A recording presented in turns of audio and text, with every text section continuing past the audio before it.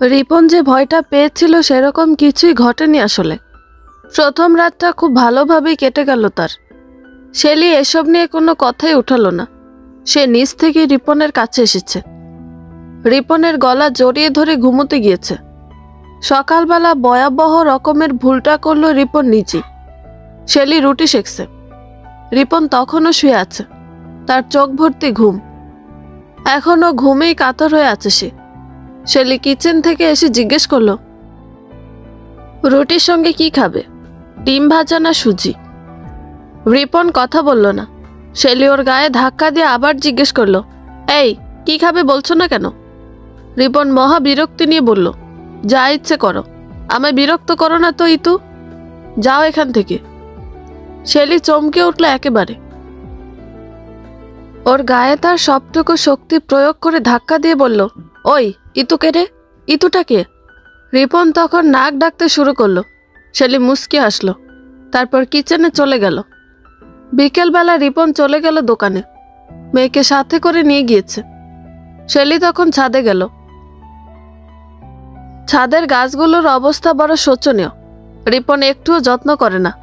বৃষ্টির জল ছাড়া ওদের ভাগ্যে এক ফোঁটা জল জোটে না কোনোদিন। শেলি ছাদে গিয়ে জরাজীর্ণ গাছগুলো শুকনো ডালপালা পরিষ্কার করে দিতে লাগলো। ডালপালা পরিষ্কার হলে ওদের গোড়ায় জল ঢেলে দিবে।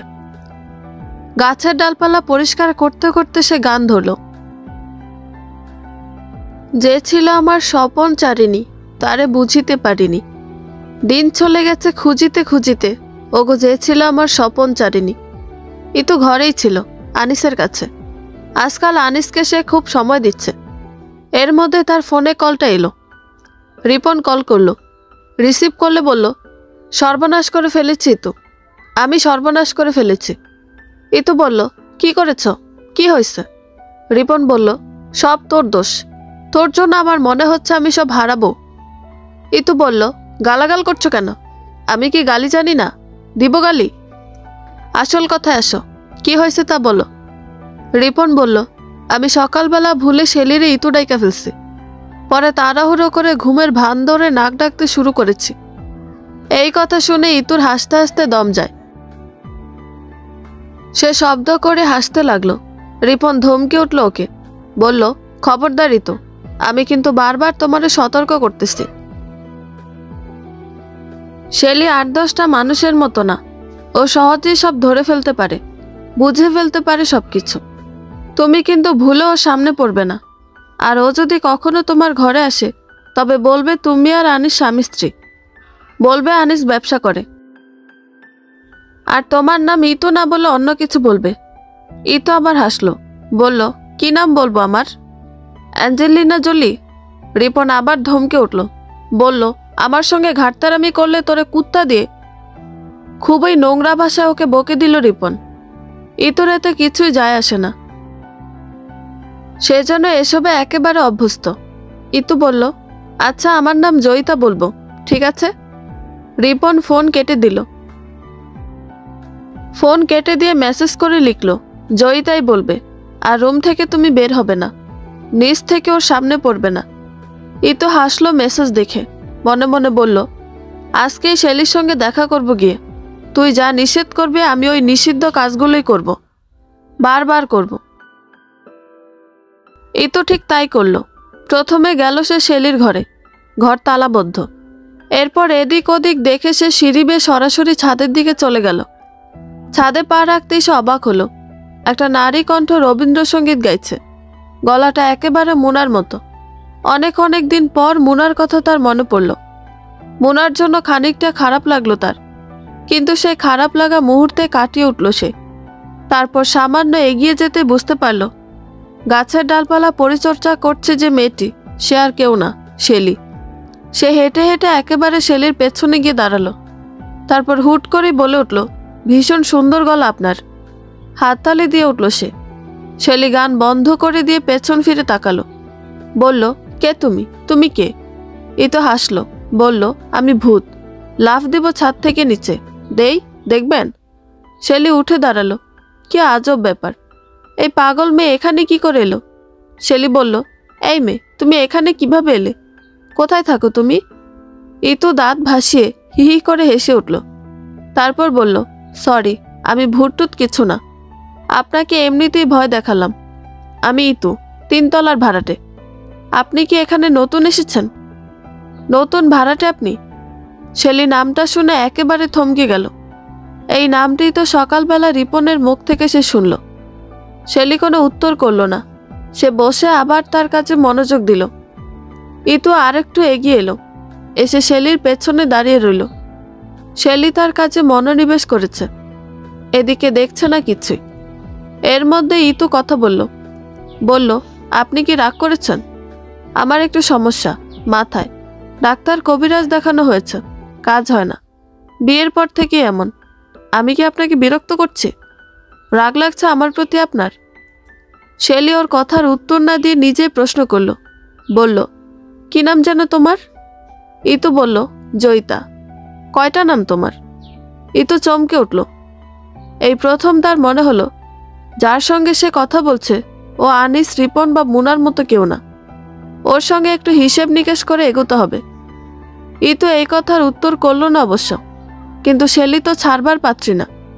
সে আবার জিজ্ঞেস করল, বলল, কয়টা নাম তোমার, বললে না যে? ইতু ঘাবড়ে যেতে লাগলো, কিন্তু সাহস করে বলে ফেলল, একটাই নাম, জয়িতা। তাহলে ইতু বললে যে আগে? ইতু বলল, আমার ছোট মামা এই নামে আমায় ডাকেন, কাগজপত্রে এই নাম নাই। শেলি বলল, ইতু নামে কি শুধু তোমার মামাই ডাকে? ইতু বলল, মামাই ডাকে। শেলি বলল, আচ্ছা, তো তোমার হাজব্যান্ডের কি যেন নাম? ইতু এবার বিরক্ত হবার ভান করল। বলল, নতুন ভাড়াটা আসছেন, ভাড়াটের মতো থাকেন, আদ্যপান্ত জিজ্ঞেস করছেন কেন আমার কাছে? আত্মীয়তা করবেন নাকি? শেলির রাগ লাগছে। থাপ্পড় দিয়ে এই মেয়ের 2-3টে দাঁত ফেলে দেওয়ার ইচ্ছে করছে তার, কিন্তু সে খুব কষ্টে রাগ হজম করল। তারপর বলল, তুমি আচার আচরণ শিখনি। আমি এই বাসার ওনার, যে রিপন, ওর ওয়াইফ। এ তো মুচকে হাসলো, হেসে বলল, আপনি মালিকের বউ? সত্যি বলতেছেন তো? আপনার চেহারা দেখে অবশ্য তা মনে হয় না। শেলির মেজাজ বিগড়ে যাচ্ছে বারবার। এমন বেয়াদব মেয়ে আগে কখনো দেখেনি সে।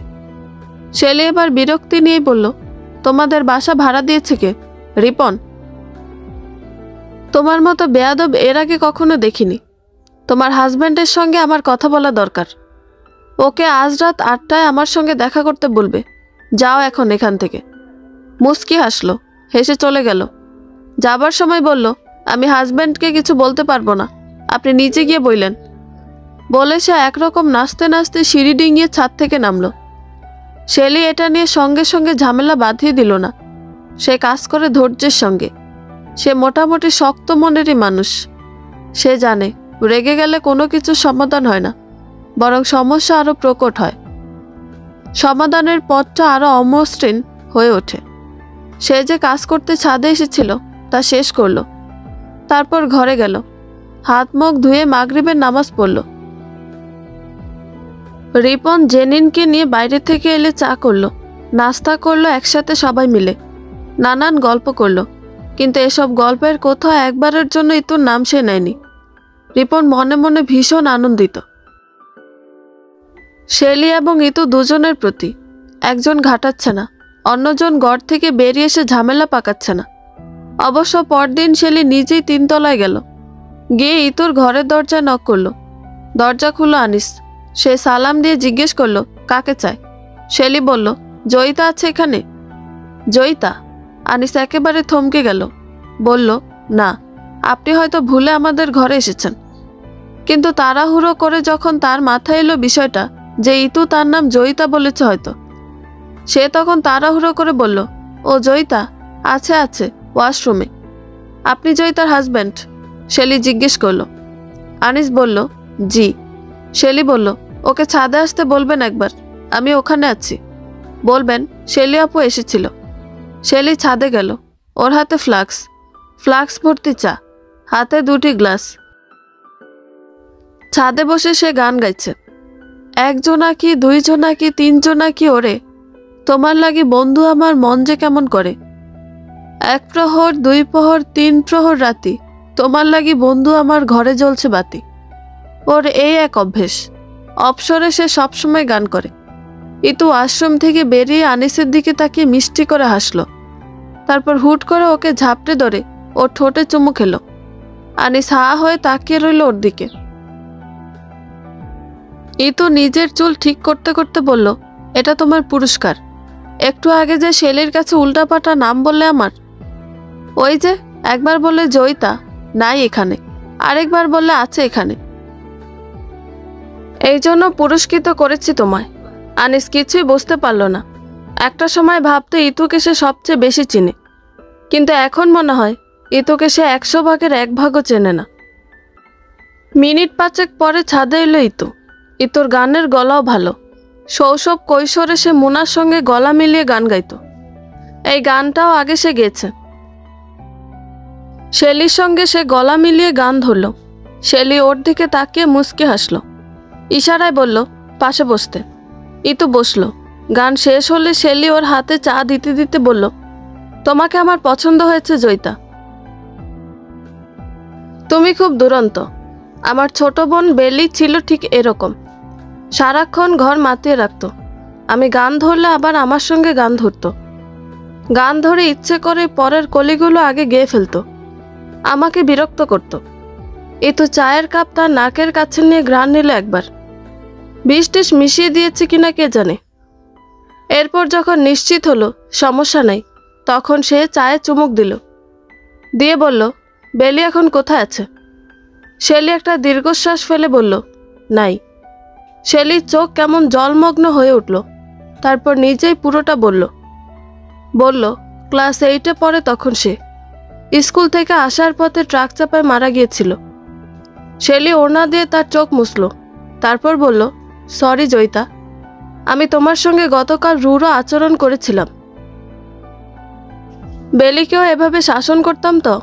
বোন নাই, কিন্তু দেখো অভ্যেসটা ঠিক রয়ে গেছে।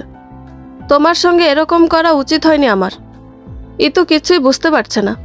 শেলি যেন হুবহু মুনাই। মুনার কথা তার ভীষণ মনে পড়ছে হঠাৎ। এই প্রথম তার কেমন অনুশোচনা হচ্ছে নিজের করা পাপের জন্য। তার মন কেমন খসখস করছে। তার মনে হচ্ছে সে যা করেছে তা ভয়াবহ রকমের ভুল। শেলির মধ্য দিয়ে সে যেন দেখতে পেয়েছে ছোট বোনের প্রতি বড় বোনের মনে কি অসীম দরদ লুকিয়ে থাকে। ইতু তার দুহাতে শেলির একটা হাত ধরল। তারপর বলল, আপনি আমায় বেলির মতো ভাবতে পারেন আপু। সেদিন থেকে ইতু শেলির ঘরে আনাগোনা শুরু হলো। কিন্তু ইতু তখনও জানে না শেলি তাকে সবচেয়ে সহজ পদ্ধতিতে ঘায়েল করতে শুরু করে দিয়েছে ইতিমধ্যে। রোকসানা গ্রেফতার হলো দুপুর। পুলিশ এসে ওকে নিয়ে যাবার সময় বেচারি গলা ছেড়ে কাঁদল। মনির আর তার মাকে অনুরোধ করলো, কাজ হলো না। শেষে মুনাকে বলল, বোন তুমি আমারে বাঁচাও, তুমি বাঁচাইতে পারবা। মুনা ওর দিকে তাকিয়ে রইল, কথা বলল না। মুনার শাশুড়ি এসে মুনার পাশে দাঁড়ালেন, বললেন, ঘরে যাও মুনা, জালামের প্রতি দয়া দেখানো পাপ। রোকসানা গ্রেফতার হবার পরদিন তরিকুলকে কাছ থেকে ইস্তফা দিলেন মুনার শাশুড়ি। বললেন, তরিকুল, তোমার ওপর আমার কোনো রাগ নেই। তোমার আমি কিছু টাকা দিতেছি, দেখো তুমি নিজে কিছু কাজ করতে পারো কিনা। মুনার শাশুড়ি 1 লাখ টাকা দিলেন তাকে। তরিকুল অবশ্য প্রচণ্ড মন খারাপ নিয়ে এখান থেকে বিদায় নিল। মুনাও মন খারাপ করে রাখলো প্রচণ্ড। তার শাশুড়িকে তার কেমন কঠোর মনে হতে লাগলো শাশুড়ি একটু বেশি বেশি করেন সব কিছুতে। শাশুড়ি এটা বুঝলেন। রাতে তিনি মুনার পাশে বসে তাকে জড়িয়ে ধরলেন। তারপর বললেন, মাগো, এত কোমল মনের হলে জগতে চলবা কেমনে? এই জগৎ বড় কঠিন মা। এইখানে টিকতে গেলে কখনো কঠোর, আবার কখনো অতি কোমল হতে হবে। সব সময় একরকম থাকা যাবে না, বুঝলা? মুনা কথা বলল না। তার শাশুড়ি আবার কথা বললেন, তরিকুল একেবারে নির্দোষ না। সে কিন্তু শুরুতে লোভ করেছিল। হয়তো এক পর্যায়ে গিয়ে সে ভুল বুঝতে পেরেছে। কিন্তু সে নেশা করে। এই রকম মানুষেরা ভালো থাকতে পারে না। পরিস্থিতি এদের খারাপ বানিয়ে দেয়। অপরাধ করতে ওরা বাধ্য হয় এক সময়। অপরাধ করতে গিয়ে তখন আর কাছের মানুষ দূরের মানুষ ওরা বোঝে না। আমি আর ঝামেলা চাই না মা। মুনা বুঝেছে। একটা সময় পর তার মনে হয়েছে তার শাশুড়ি ঠিক। সেও যদি এমন হতো শুরুতে, যখন ইতুর ব্যাগে পিল দেখল, তখন ওকে শাসন করত, ইতুকে তার বাসায় আর না রাখত, তবে আজ তার এমন দিন ঘুরতো না। এভাবেই কটা দিন কেটে গেল। এই বাড়িটা কেমন অন্যরকম হয়ে গেল। তরিকুল নাই, রোকসানা নেই। বাবুকে এখন মনির কোলে রাখে, খুব আদর যত্ন করে। মুনাকে মনির এটা ওটা ফরমাইশ দেয়, গল্প করে তার সাথে। মুনা তা করেও। মনিরকে সে নিজের বড় ভাইয়ের মতোই সম্মান করে, ভক্তি করে। এর মধ্যে মুনার সঙ্গে এক রাতে তার শাশুড়ি কথা বলেন, মাগো, তোমার কাছে আমার একটা আবদার আছে, রাখতে হবে কিন্তু তোমার। এই মায়ের আবদার খাড়া।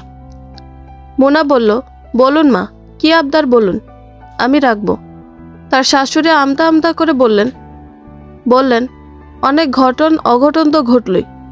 এখন যেহেতু বাড়িতে শান্তি ফিরছে, রায়হানও আগামী মাসের শুরুতে দেশে আসতেছে। আমি চাইতেছি তোমারে সারা জীবন এইখানেই রেখে দিতে। আমার রায়হানকে আমি চিনি, ও আনিসের মতো না মা। আমি আর কয়দিন বাঁচব মা, আমি তোমার আর বাবুর একটা বিহিত করে রেখে যাইতে পারলেই বাঁচি। মুনা হাউমাউ করে কেঁদে উঠল। তার বিয়ে টিয়ে তার বিশ্বাস নেই। সে কাঁদতে কাঁদতে বলল, মা, আমার ভয় লাগে, আমার এসবে ভীষণ ভয় লাগে। মুনার শাশুড়ি তাকে শক্ত করে আঁকড়ে ধরলেন। তারপর তার পিঠে আর মাথায় হাত বুলিয়ে দিতে দিতে বললেন, এই জগতে তো একা থাকা কঠিন মা। একজন ভালো সাথী হলে সুন্দর করে জীবনটা পাড়ি দেওয়া যায়। রায়হান তোমার জীবনটা সুন্দর করে সাজিয়ে দিবে, এটা আমার বিশ্বাস মা। মোনা আর কিছু বলল না, তবে তার শাশুড়ি বুঝতে পারলেন মোনার এতে অমত নাই। তিনি যেন একটু ভারমুক্ত হলেন। এবার ছেলে মানলেই হলো।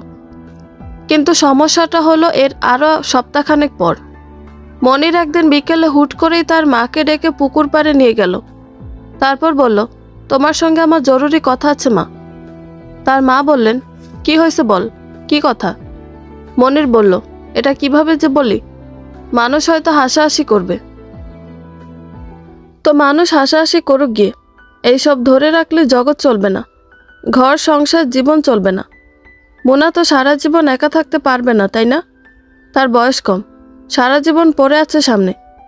আমি বলি কি, তাকে আমাদের বাড়িতে বউ করে রেখে দেওয়া যায় না? তার মা মিষ্টি করে হাসলেন। ছেলের পিঠে হাত দিয়ে চাপড় দিয়ে তিনি বললেন, এই বিষয়ে আমি বহু আগে থেকে ভেবে রেখেছি বাবা। আমার মুনা আমার বাড়ির বউ হয়েই থাকবে।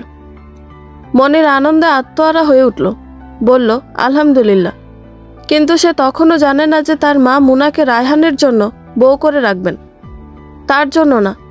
আর তার মাও এটা জানেন না যে মনির রায়হানের জন্য মুনাকে বউ করে রাখার কথা বলেনি। সে বলেছে তার নিজের জন্য। রিপনের মাথা পুরোপুরি খারাপ হবার জোগাড়। ইতুকে সে যতটা ভয়াবহ ভেবেছিল, এখন দেখছে তার চেয়ে কয়েকশো গুণ বেশি ভয়াবহ সে। এই মেয়ে তার ঘরে পর্যন্ত ঢুকে পড়েছে, তার স্ত্রীর সঙ্গে গলায় গলায় ভাব জমিয়ে দিয়েছে। আজকাল শেলি ইতুকে এক মুহূর্তের জন্য দূরে সরায় না, ঘুরতে গেল ওকে সাথে করে নিয়ে যায়। এর চেয়ে বড় বিপদ আর কি হতে পারে? রিপনের হৃৎপিণ্ডের অবস্থা আজকাল খুবই শোচনীয়। এর কাঁপাকাঁপি কয়েক হাজার গুণ বেড়েছে। রিপনের জীবন ছিল সুখের, শান্তির। এইটুকু জীবনে আয়েশ ছাড়া সে কিছু করেনি। তবে আজ কেন এমন জাহান্নামে সে পড়েছে, রিপন বুঝতে পারে না। আচ্ছা, পাপের ফলে যে মানুষ জাহান্নাম ভোগ করে, এটা কি মৃত্যুর পরেই শুধু ভোগ করে, নাকি মৃত্যুর আগেও? দেহের শাস্তি বড় নাকি মনের? রিপনের মনে হলো সে এখানে জাহান্নামই আছে, ভেতরে ভেতরে জাহান্নাম সে ভোগ করছে। রিপনের ধারণা যে কোনো সময় ইতু সব প্রকাশ করে দিবে শেলির কাছে। যদি একবার এসব জেনে ফেলে শেলি, তবে কেল্লা ফতে।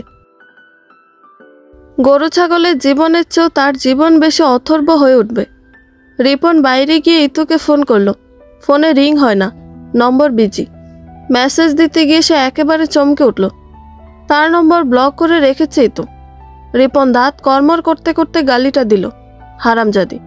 তারপর ভাবল, কি করবে এখন সে? সরাসরি ওর সঙ্গে গিয়ে কথা বলা ছাড়া তো কোনো উপায় খুঁজে পায় না সে। কিন্তু তিনতলায় যাবে কি করে? ওদিকে গেলেই শেলির কাছে ধরা পড়বে নির্ঘাত। আর গেলেই বা লাভ কি হবে? ইতু বেশিরভাগ সময় এখানেই থাকে, তার ঘরে। এদিকে শেলিরও এখান থেকে ঢাকায় যাবার নামগন্ধ নেই। অথচ ওর ব্যাংক খোলা। পেয়েছেটা কি এরা? এমন অসহায় কবে হলো সে, ভাবল রিপন। তারপর একদিন সে জিজ্ঞেস করে বসলো, বলল, তোমার অফিস খোলা, যাচ্ছ না যে? শেলি হাসলো, বলল, যাব না। রিপন চমকে উঠল, বলল, যাবে না মানে? শেলি বলল, যাব না মানে আর যাব না, চাকরি করব না আর, তোমার সঙ্গে এখানে থাকব, স্বামীর উপার্জনে চলব। রিপন বলল, মাথা ঠিক আছে তোমার? শেলি মুখ গম্ভীর করে বলল, মাথা ঠিক না থাকার মতো কিছু বলিনি আমি রিপন সাহেব। আমি তোমার স্ত্রী, স্ত্রীকে ভরণ পোষণের দায়িত্ব কার? তোমার না? ভরণ পোষণ না করতে পারলে বলো, নতুন বিয়ে করি, ভরণ পোষণে সক্ষম পুরুষ দেখে বিয়ে করি। রিপনের মনে হলো তার পায়ের নিচে আর মাটির অস্তিত্ব নেই।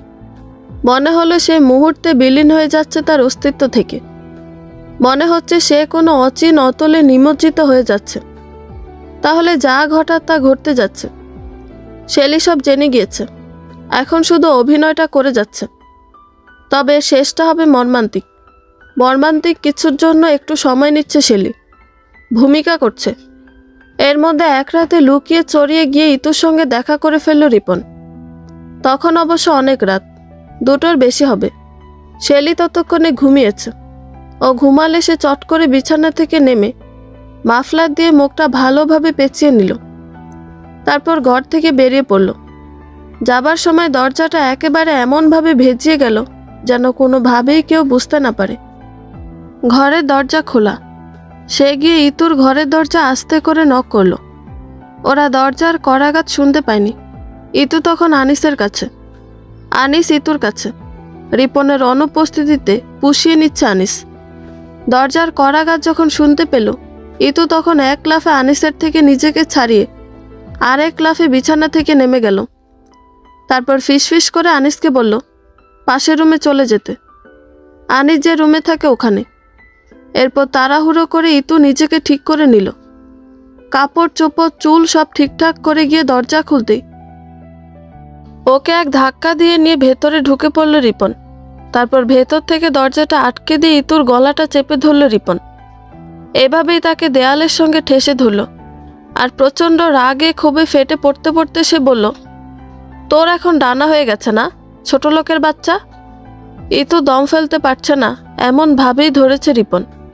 সে তার 2টি হাত গলা থেকে ছাড়িয়ে নিতে চাচ্ছে। আপ্রাণ চেষ্টা কসরত চালিয়ে যাচ্ছে, সফল হতে পারছে না।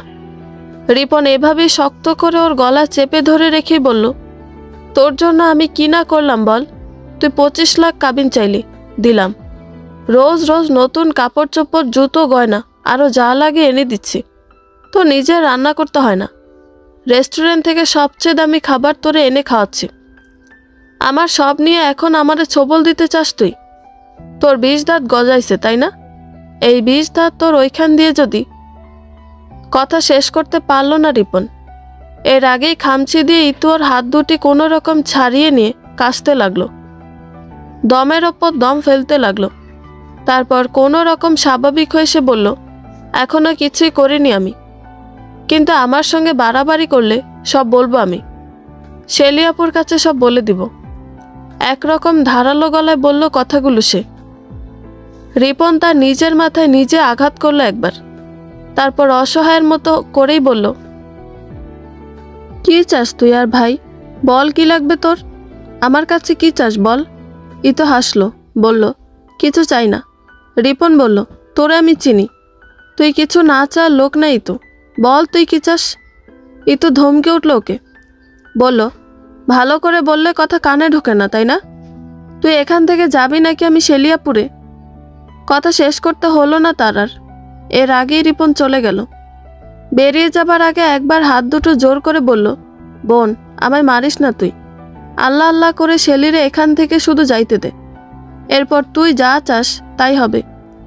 তুই যদি চাস তোর জন্য আলাদা বাড়ি করে দিতে হবে, তবে আমি ঋণ করে হলো আলাদা জায়গা কিনে তোর জন্য বাড়ি করে দিব, কথা দিলাম। এই তো ওর দিকে তাকিয়ে আবার মুচকি হাসলো, হেসে বলল, যা ভাগ, লোভ দেখাইতে আসছে এখানে, তোর এইসব লোভের মাইরে বাপ। রিপন এখান থেকে গেল একেবারে মনমরা হয়ে। কিন্তু এই এক বিপদেই যেন শেষ নয় তার। সামনে আরেক বিপদ দাঁড়া না বসা। সে এসে দেখে একেবারে নিচে সিঁড়ির উপরেরটাতে বসে আছে শেলি। এখানে বসে থেকে সে ঠোঁট দিয়ে শীষ বাজাচ্ছে। রিপনের মুখ ওকে দেখে একেবারে পাংশুবর্ণ হয়ে গেল।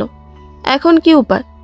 রিপন নিচ থেকে গুনলে তৃতীয় সিঁড়ি যে হয়, যখন ঠিক ওখানে এসে দাঁড়ালো তখন আর নিচে নামার পথ নেই। পুরোটা সিঁড়ি শেলির দখলে। শেলি শীষ বাজাতে বাজাতে ঘাড় ঘুরিয়ে পেছন দিকে তাকালো। তারপর একবার চোখ মেরে বোঝালো, ঘটনা কি চান্দু? বিয়ের সময় রোকসানাকে যেসব গয়নাগাটি দেওয়া হয়েছিল এর সব রেখে দিয়েছে মনির। রোকসানা যে চেইনটা বিক্রি করে দিয়েছিল টাকা দিয়ে তাও ফেরত এনেছে, কিন্তু পুরনো জিনিস দিয়ে নতুন বিয়ে করতে তার মন সায় দেয় না। মুনা বড় রূপবতী মেয়ে, বড় ভালো মেয়ে, ওকে নতুন গয়না ছাড়া মানাবে না। মনির ভাবল পুরনো সব গয়না ভেঙে নতুন করে গয়না তৈরি করবে, নতুন ডিজাইনের। একদিন সে মুনাকে জিজ্ঞাসা করলো, বলল, মুনা, তোমার কোন ধরনের গয়না পছন্দ? মুনা বলল, এসবের প্রতি আমার তেমন আগ্রহ নাই ভাইজান, একটা হলেই হলো। মনিরের বুকের ভেতর কেমন যন্ত্রণা হয়। মুনা তাকে ভাইজান ডাকে, এটা তার এখন আর কোনোভাবেই সহ্য হয় না। আনিসের সঙ্গে যখন মুনার বৈবাহিক সম্পর্ক ছিল তখন না সে ভাসুচ্ছিল, এখন তো আর আলাদা কিছু হয় না মুনার, তবে ভাইজান ডাকতে হয় কেন? মনির নিজেকে এই বলে সান্ত্বনা দিল যে আর তো মাত্র কয়েকটা দিন, বিয়েটা হয়ে গেলেই তো শেষ। এরপর আর মুনা তাকে ভাইজান ডাকবে না। মুনাকে নিয়ে সে অনেক স্বপ্ন সাজিয়েছে। রোকসানা বড় বদমেয়ে ছিল, তার মায়ের সঙ্গে দূরত্ব তৈরি করেছিল ওই খুনি মেয়েটি।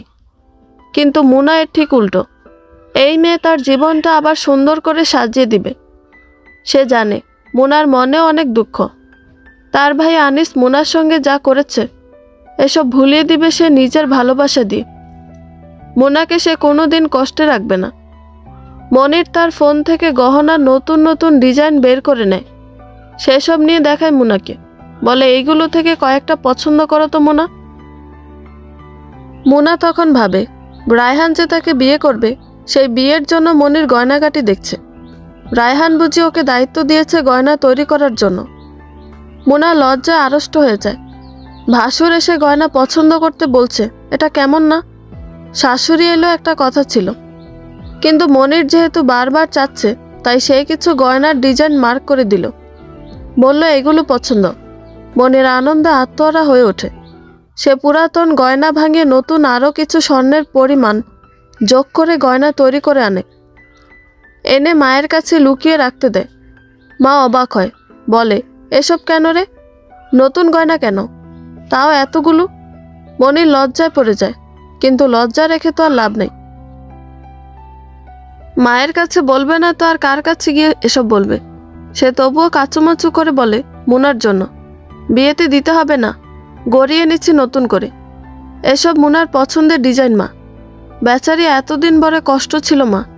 সেদিন গয়নার ডিজাইন যখন পছন্দ করে দিল তখন দেখলাম তার মুখে আনন্দের রেখা। ও বড় ভালো মেয়ে মা, এমন মেয়ে হয় না, রূপ গুণ কি নাই ওর। মা তার পিঠে হাত বুলিয়ে দেন, ভীষণ খুশি হন তিনি। অবশেষে বড় ছেলে তার মানুষের মতো মানুষ হতে শুরু করেছে। ছোট ভাইয়ের বিয়ের জন্য এত উপহার, ইস, এমন ছেলেই তো তিনি চেয়েছিলেন। আজ আর এই বৃদ্ধা মায়ের এতটুকু দুঃখ নেই। তিনি এখন মরে গেল, দুঃখ নেই। মুনাকে দেখে রাখার মতো মানুষ এ বাড়িতে আছে। রিপন এসে ওখানেই দাঁড়িয়ে আছে, শেলির পেছনে, নড়ছেও না। শেলি ওকে এভাবে দেখে মুচকি হাসল। তারপর বলল, কোথায় গিয়েছিলে? ছাদে হাওয়া খেতে নাকি? রিপন হাসার চেষ্টা করল, বলল, শীতের দিনে কেউ হাওয়া খেতে যায় নাকি? শেলি বলল, তাহলে? রিপন থমকে গেল, কি বলবে এখন? শেলি বলল, এদিকে আসো, আমার পাশে বসো। রিপন এসে ভয়ে ভয়ে তার পাশে বসল। শেলি ওর মুখ শুকে নিল, তারপর বলল, লুকিয়ে চড়ে সিগারেটও তো খাওনি, ওরকম গন্ধ টন্ধ কিচ্ছু নাই, তবে কেন গিয়েছিল উপরে? রিপন কিছু বলল না, কিন্তু থরথর করে কাঁপছেও। নিজেকে নিয়ন্ত্রণ করতে চেয়েও কোনোভাবেই পারছে না। শেলি ওর পিঠে হাত রাখল, তারপর বলল, তুমি কি আমায় ভয় পাও রিপন? রিপন হাসতে হাসতে বলল, কী সব বলো? বউকে কেন ভয় পাবো? কেউ ভয় পায় নাকি? শেলি হাসি চেনে, কোনটা প্রকৃত হাসি আর কোনটা জোর করে কৃত্রিমভাবে হাসা তা সে জানে। শেলি বলল, অন্যদেরটা তো জানি না, তুমি কেন পাচ্ছ এটা শুনতে চাই। রিপন আমতা আমতা করে বলল, তোমার মাথা ঠিক আছে নাকি? আমি ভয় পাবো কেন? শেলি বলল, তাহলে এভাবে থরথর করে কাঁপছ কেন? রিপন কিচ্ছু বলতে পারে না আর।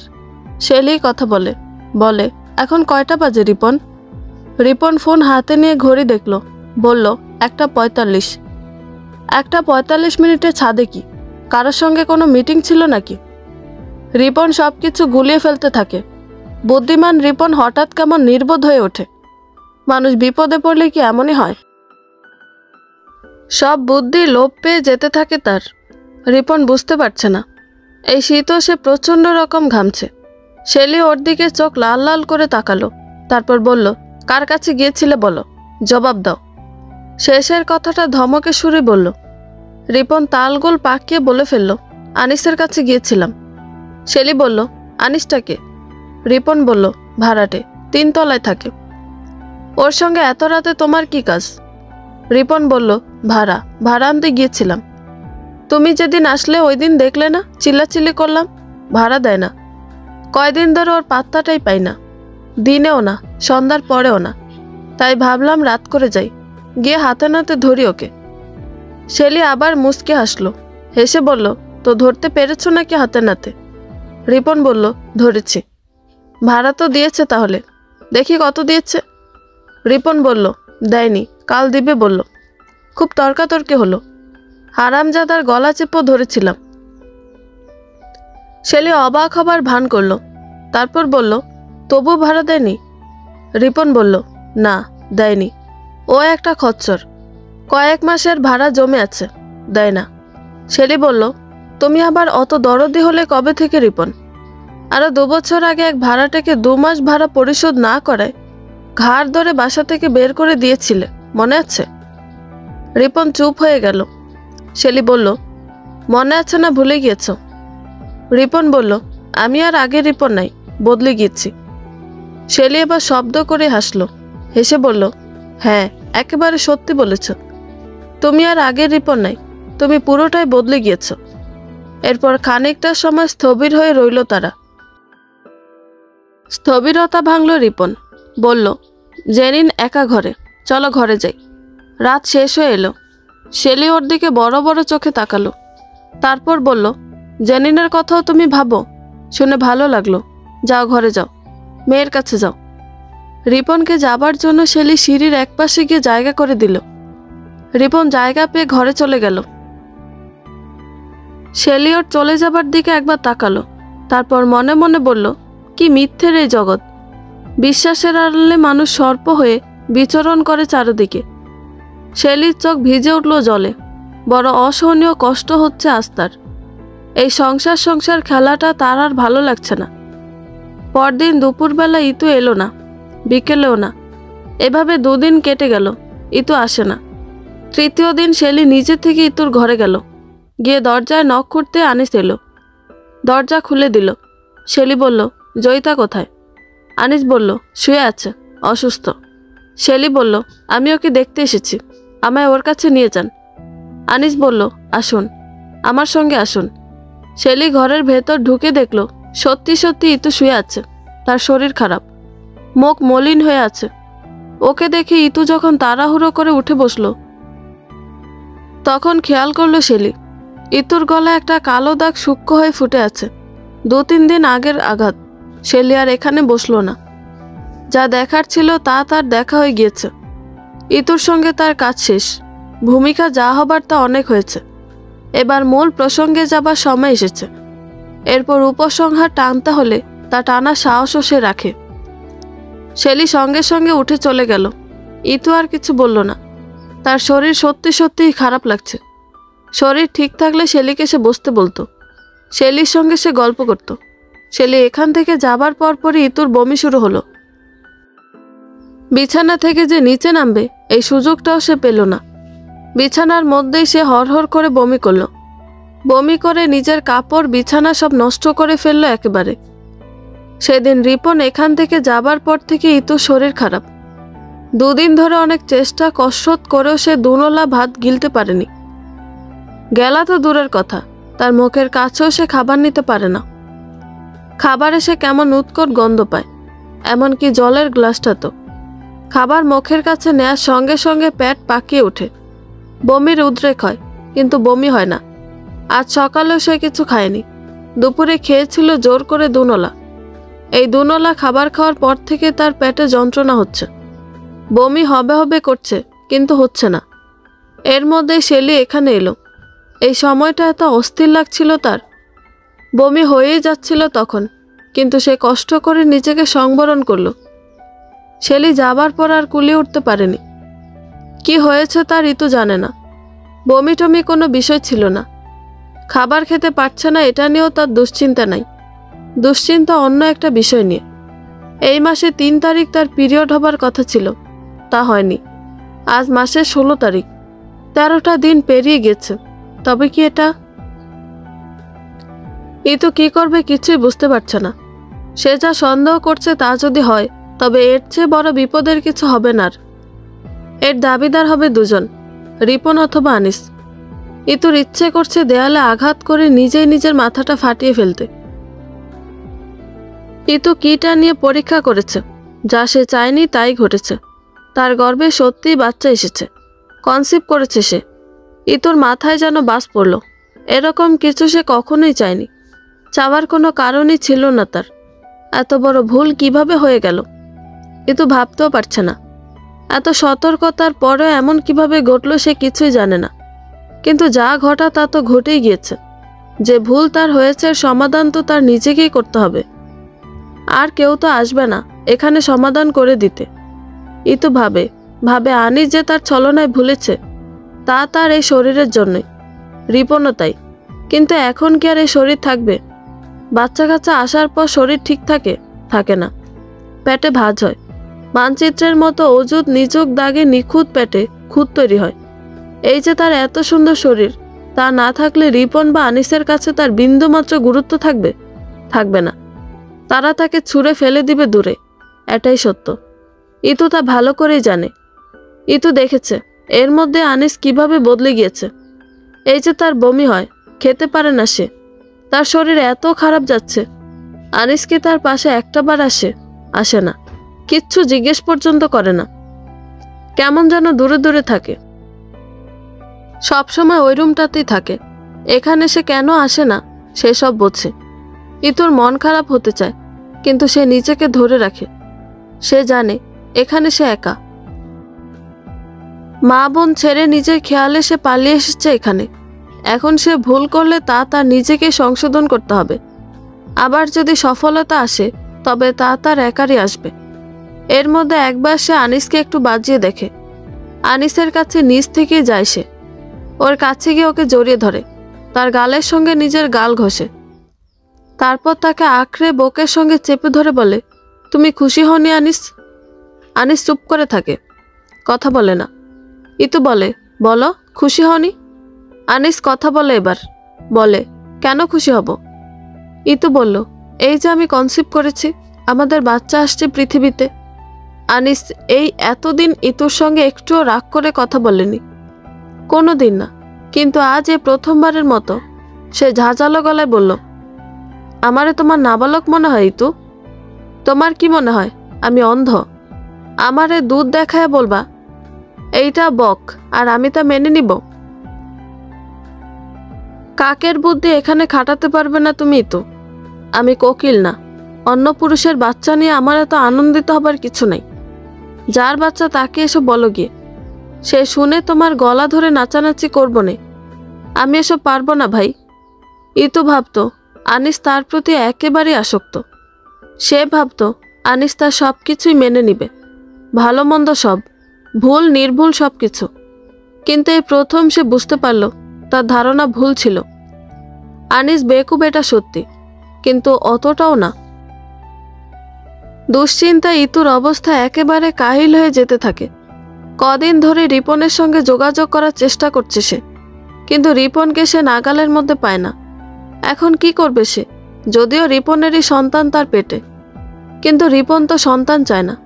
সন্তান তো দূরের কথা, এই বিয়েটাই তো হয়েছে জোরপূর্বক। ইতুর একতরফা চেষ্টায়, জেদে, ছলনায়, ভয় দেখিয়ে তাকে রাজি করিয়েছে ইতু। এখন যদি রিপন শোনে ইতু সন্তান সম্ভবা, তবে রিপন পাগল হয়ে যাবে না একেবারে? কোশপিন কালে এসব মেনে নিবে না রিপন। ইতু এসব জানে। ইতু ভাবল গর্ব নষ্ট করে দিবে তার। আনিস জেনেছে জানুক, রিপনকে সে এই বিষয়ে কিছুই জানাবে না। এমনকি ইতু নিজেই গোপনে ডাক্তারের কাছে গেল, অ্যাবর্শনের বিষয়ে আলাপ করে এলো। কিন্তু হুট করে তার সিদ্ধান্ত পরিবর্তন করলো সে। ঠিক করলো বাচ্চাটা রাখবে সে। এটাই তার শক্তি। রূপ চিরদিন থাকবে না, বাচ্চা থাকবে। রূপ দিয়ে রিপনকে খুব বেশি দিন সে আটকে রাখতে পারবে না। রূপ বিবর্ণ হয়ে এলে কোনো পুরুষই আর তার প্রতি আকর্ষিত হবে না। কিন্তু বাচ্চা দিয়ে সে রিপনকে আটকাতে পারবে। ইতু জানে সামনের সময়টা তার সবচেয়ে কঠিন। সামনে তার আসন্ন যুদ্ধটা রিপনের সঙ্গে হবে না, হবে শেলির সঙ্গে। শেলিও রিপনের স্ত্রী, সেও স্ত্রী। শেলির সন্তান আছে, তারও সন্তান আসছে। শেলির চাকরি আছে, তার আছে রূপ। শেলির চেয়ে সে কিছুতেই কম নয়। তবে হারবে কেন সে? কিন্তু এক্ষুনি সে সব প্রকাশ করে দিবে না। এটা প্রকাশের সময় না। রিপনকে শুধু জানাবে সে। এরপর শেলির কাছে বলে দেবার ভয় দেখিয়ে দেখিয়ে রিপনের কাছ থেকে তার নামে একটা বাড়ি করিয়ে নিবে, অর্থ করে আদায় করবে। এরপর সহি সালামতে বাচ্চা পৃথিবীতে এলে শেলির সঙ্গে বোঝাপড়ায় নামবে সে। কিন্তু একটা সময় পর তার এও মনে হয় এসব যুদ্ধ টুদ্ধের কি দরকার। সে চায় শান্তির একটা জীবন, সে চায় প্রাচুর্য। তার প্রয়োজন একটা সুন্দর বাড়ির, একটা দামি গাড়ির, অর্থকরীর। রিপন তাকে তা দিলে শেলির সঙ্গে ঝামেলা বাঁধাতে যাবার তো তার কোনো প্রয়োজন দেখে না সে। তবে কোনোদিন শেলি নিজ থেকে তার সঙ্গে বোঝাপড়া করতে এলে সে সবচেয়ে কঠিন ভাষায় বুঝিয়ে দিবে তাকে। সে কাউকে ভয় পায় না। যে নিজের বোনের সর্বনাশ করে এই পর্যন্ত চলে আসতে পারে, তাকে কে আটকাতে পারবে আর? ইতু আনিসের সঙ্গে আবার কথা বলে, আনিস, বাচ্চার দায়িত্ব তোমার নেয়ার কোনো প্রয়োজন নেই। বাচ্চা যার সেই দায়িত্ব নিবে। আমার এবং আমার বাচ্চার ভরণ পোষণের দায়িত্ব তার হাতেই। কিন্তু আমি স্বার্থপর না আনিস। তোমায় আমি ছুঁড়ে ফেলে দিব না ডাস্টবিনে। তুমি এখানেই থাকবে, আমার পাশেই থাকবে। আগেও যেভাবে আমায় পেতে এখনো পাবে। তুমি শুধু আমার স্বামীর চরিত্রে অভিনয়টা করে যাবে, যেন বাচ্চা পৃথিবীতে আসার আগ পর্যন্ত শেলি কোনোদিন কোনোভাবেই সন্দেহ করতে না পারে যে রিপনের সঙ্গে আমার অন্য কোনো সম্পর্ক আছে। কিন্তু মনে মনে ইতু অন্য কথা বলে, বাচ্চাটাকে পৃথিবীতে আসতে দাও শুধু। এরপর দেখো তুমি আনিসকে লাথি মেরে কোন ডাস্টবিনে নিয়ে আমি ফেলি। আনিস অবশ্য রাজি হয়ে গেল, কিন্তু তার এই রাজি হওয়াকে বোকামি ভাবার কোনো কারণ নেই। সে আর আগের ইতু পাগল আনিস না, তার মধ্যেও পরিবর্তন এসেছে। আনিস মনে মনে ঠিক করলো ইতুর কথা দাস হয়ে আরও কয়েকটা দিন এখানে থাকবে সে। ইতুর সব কথা বিনা বাক্য বেয়ে মেনে নিবে সে। এভাবে এখানে থেকে থেকে আরও কিছুদিন ইতুকে ভোগ করবে সে। তারপর যখন মনে হবে সময় ফুরিয়ে এসেছে, যখন মনে হবে এটা বিদায়ের সময়, তখন একদিন হুট করে এখান থেকে উড়াল দিবে সে। আনিস জানে লোভের ফল সবসময় সর্বনাশী হয়। সে ইতুর দিকে ধেয়ে আসা আসন্ন সর্বনাশ দেখতে পাচ্ছে। এর পরদিন দুপুরবেলা শেলি দরজা খুলেছে মাত্র। এর মধ্যে সে দেখল আনিস সিঁড়ি বেয়ে নিচে নামছে। শেলি তাড়াহুড়ো করে তখন আনিসকে ডাকলো, আনিস সাহেব, এই যে আনিস সাহেব। আনিস তাকালো এদিকে। শেলি হাত দিয়ে ইশারা করে ডাকলো, বলল, এদিকে আসুন তো, আসুন একটু। আনিস এগিয়ে এলে শেলি তাকে ঘরে নিয়ে গেল। মনির আজকাল ভীষণ আনন্দিত থাকে। মুনার জন্য, মায়ের জন্য শাড়ি কিনে আনে, কসমেটিক্স কিনে, যখন যা সামনে পায় পছন্দ হলেই তা নিয়ে আসে। তার নজর বাবুর প্রতি বেশি। তার ধারণা বাবুকে আদর করলে মুনার আগ্রহ বাড়বে তার প্রতি। মায়েরও তাই। তাছাড়া তার নিজের কোনো সন্তান সন্ততি হয়নি। বাবু তো তার পরও না, ভাইয়ের ছেলে, তার নিজের রক্তের। এই জন্য বাবুর প্রতি তার টানটা বেশি। সেদিন গিয়ে শহর থেকে বাবুর জন্য সে সুন্দর একটা রিক্সা কিনে নিয়ে এলো। রিক্সায় লাল নীল লাইট জ্বলে, গানের মতো সুর করা ছড়া বাজে, ছড়ার সঙ্গে মিউজিক। বাবুকে রিক্সায় বসিয়ে রাখলে সে বড় আনন্দিত হয়, খিলখিল করে হাসে। হাত পা ছুঁড়ে হুল্লোড় করে ছেলে। মুনাও এতে খুশি, ভীষণ খুশি। তবে সবচেয়ে বেশি খুশি মুনার শাশুড়ি। মনিরকে তিনি এখন খুব গুরুত্ব দেন বলেই তিনি ছেলের কাছে নানান বিষয় আলাপ করেন। জমি জমার বিষয়, দলিল দস্তাবেজের বিষয়, সব কিছু নিয়ে পরামর্শ করেন ছেলের সাথে পরামর্শ করা ছাড়া এখন তিনি কোনো কাজ করেন না। যেমন আজ হঠাৎ করেই তিনি ওই কথাটা উঠালেন। বললেন, মনির, তোর কি মনে হয় মুনাকে বিয়ে করতে রায়হান কোনো রকম আপত্তি করবে? মনির যেন কথাটা ঠিক শুনতে পায়নি, তাই সে বলল, কি বললে মা? আমি বুঝিনি। তার মা আবার বললেন কথাটা। আরও সহজ করে তিনি বললেন, রায়হান কি মুনাকে বিয়ে করবে? তোর কি মনে হয়? রায়হান তো আমার কথার খেলাফ কোনো কাজ কখনো করেনি। আমি যদি তার কাছে এই আবদার করি, যদি বলি মুনাকে তার বিয়ে করতেই হবে, তখন কি সে রাজি না হয়ে পারবে? মনিরের মনে হলো তার কান ঝাঁঝা করছে। তার মনে হলো তার কানের কাছটা কেমন যেন উত্তপ্ত হয়ে উঠেছে। শরীরটা একবার খুব শক্ত করে ঝাঁকুনি দিয়ে গেল তার। মনে হলো তার চোখের সামনে অতল অন্ধকার নেমে এসেছে। শেলি আনিসকে নিয়ে ঘরে ঢুকে দরজা আটকে দেওয়ার পরপরই আনিসের মুখে একটা উজ্জ্বল হাসির আভা ছড়িয়ে পড়ল। শেলি বলল, আনিস সাহেব বসেন আপনি, এই যে এখানে বসুন, আমি আপনার জন্য চা করি। কি চা খাবেন বলুন, দুধ না লাল চা? আনিস আনন্দে উতলে উঠে বলল, ভাবি, দুধ দুধ দুধ চা খাই আমি। শেলি ওর দিকে তাকিয়ে মিষ্টি করে হাসলো। তারপর বলল, তো আপনার শরীর স্বাস্থ্য ভালো তো? আনিস হেসে হেসে কথা বলছে। বলল, জি ভাবি, একদম ভালো। কোথায় যাচ্ছিলেন? আনিস বলল, বাজারে। আমার এখানে যে আপনাকে নিয়ে এসেছি, এতে সময় নষ্ট হচ্ছে না আপনার? কেউ বকবে না? আনিস বলল, আরে না, কি যে বলেন, এখানে আমার সারাদিন থাকলেও সময় নষ্ট হবে না, আর বকবে কে? শেলি আবার মুচকি হাসলো। সে অনেক কিছু আন্দাজ করে নিয়েছে। তারপর চা করে নিয়ে এসে ওর হাতে দিয়ে বলল, চুমুক দিয়ে বলেন কেমন হয়েছে। আনিস চুমুক দিয়েই বলল, সুপার ভাবি, খুব ভালো হয়েছে। আপনি একেবারে ফাটাফাটি চা করেন ভাবি।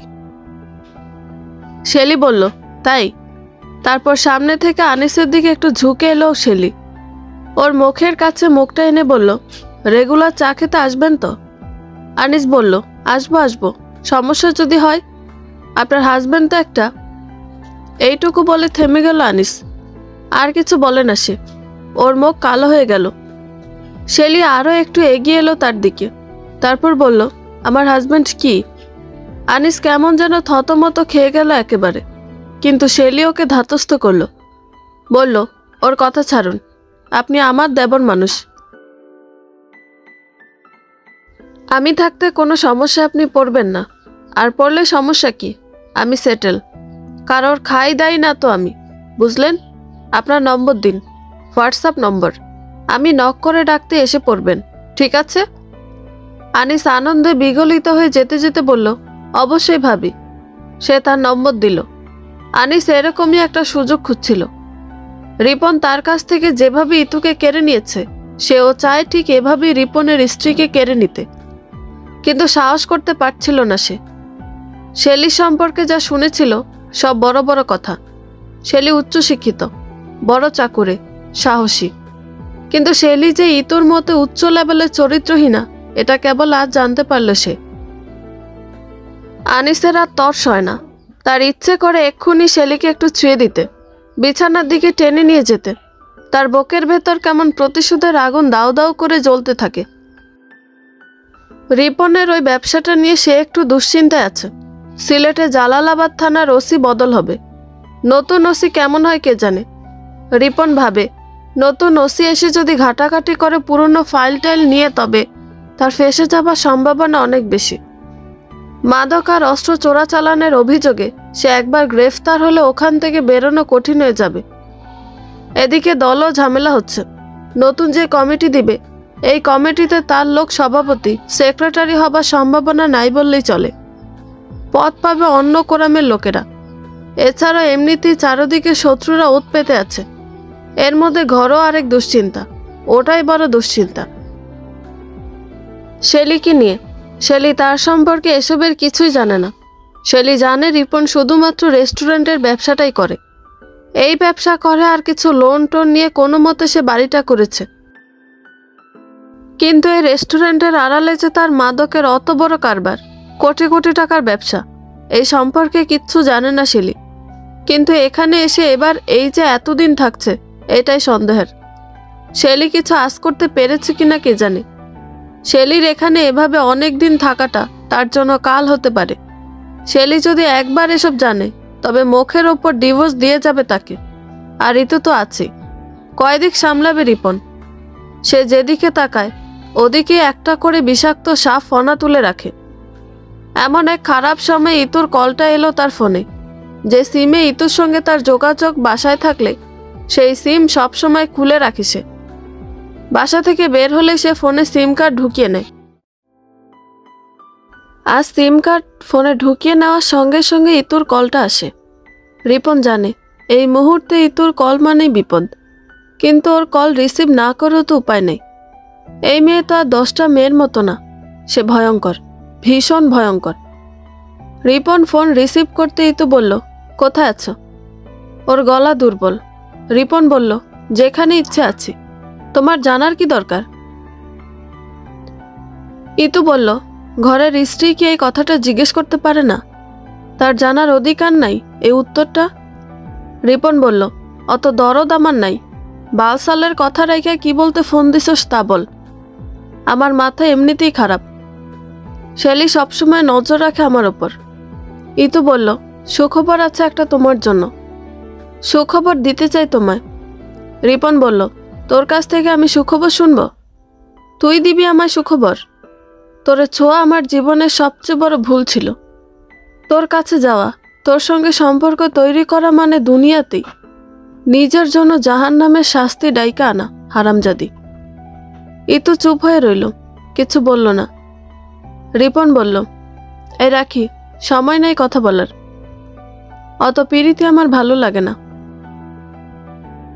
ইতু ধীর কণ্ঠে, কিন্তু গলাটা খুবই সূক্ষ্ম করে সে বলল, রিপন, আমায় অপদস্থ করিস না। আমায় অবহেলা করলে এর পরিণাম হবে খুবই ভয়াবহ। তুই আমারে কালসাপ ডাকস, তাই না? আমি আসলেই সাপ, কালসাপ। কালসাপরা অবজ্ঞা করলে কালসাপ কি করে জানোস তো? দংশন করে, তাই না? রিপন রাগে দুঃখে কাঁপতে কাঁপতে বলল, তোর ভাগ্য ভালো আমি রিপন তোরে বাঁচিয়ে রাখছি। অন্য কেউ হলে কুত্তা দিয়ে তোরে। ইতোর গলা আরো ধারালো হলো। সে বলল, তোমার এইসব ডায়লগ এখানে মাইরা লাভ নাই রিপন। শরীর টরীর ভালো না, কথা লম্বা করতে আমার ইচ্ছে করছে না। তুমি আমার সঙ্গে এই মাসে 17 তারিখ দেখা করবা। 17 তারিখ মানে আগামী পরশু, মঙ্গলবার, বিকেল 3টায়। তুমি জায়গা ঠিক করে আমায় জানিয়ে দিবে। আমি নিজে ওখানে যাব। যেখানে আমাদের দেখা হবে ওই জায়গাটা তুমি অনেকগুলো রঙিন বেলুন দিয়ে সাজিয়ে রাখবা। কেক কিনে আনবা, ক্যান্ডেল আনবা, বুঝলা? রিপনের মেজাজ হারিয়ে গেল। সে বৃষ্টি ভাষায় বকতে লাগলো ইতুকে, কিন্তু ইতু তা শুনল না। এর আগে ইতু ফোন কেটে দিয়েছে। এরপর রিপন নিজে থেকে কল দিয়েছে, কাজ হয়নি, ফোন বন্ধ। রিপন জানে ইতু যেহেতু বলেছে তার সঙ্গে দেখা করার কথা, দেখা তাকে করতেই হবে। দেখা না করলে ইতু বিপদ ঘটাবে, ভয়াবহ রকমের বিপদ ঘটাবে। রিপন সঙ্গে সঙ্গে মেসেজ করে বলে দিল সে দেখা করবে। কোথায় দেখা করবে তাও বলে দিল সে।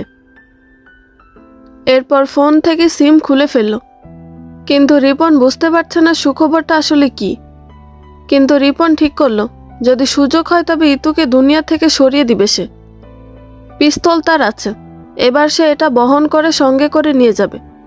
সুযোগ হলে তার গলার কাঁটাটা এবার উপড়িয়ে আসবে সে। মনির নিজেকে খুব কষ্টে ধাতস্থ করলো। সে জানে না কিভাবে এত বড় ভুল করলো সে। সে বুঝতে পারে না মা তার ঠিক উল্টোটা ভেবে রেখেছিল যে। এখন মনির কি করবে? সে যে ভাসুর, এই বিষয়টা তার মাথায় একবারের জন্য এলো না, এখনো আসছে না। বিষয়টা এমন না যে ধর্মে ভাসুরের সঙ্গে বিবাহ নিষিদ্ধ, কিন্তু সমাজে তো এটা দৃষ্টিকটু। এরকম তো হয় না কখনো। মানুষ কি বলবে? কিন্তু মনিরের মাথায় এসবের কিচ্ছুই আসে না। মনির চুপ করে আছে দেখে তার মা বলেন, কি রে, কিছু তো বল। বলিস না কেন কিছু? মনির এবার কথা বলে, মা, রায়হানকে তুমি প্রেসার দিবে কেন? তোমার নিজের ইচ্ছে ওর ওপর চাপিয়ে দিবে কেন? তার নিজের কি কোনো ইচ্ছে নাই? সে উচ্চশিক্ষিত ছেলে, অস্ট্রেলিয়ায় পড়াশোনা করেছে, সে ওখানে সেটেল। তার নিজের পছন্দ থাকতে পারে না? মনিরের মা অবাক হন। এমনটা তিনি কেন আগে ভাবেননি? নিজের ওপরই তার রাগ হয়। এত বড় ভুল তিনি কিভাবে করতে পারেন?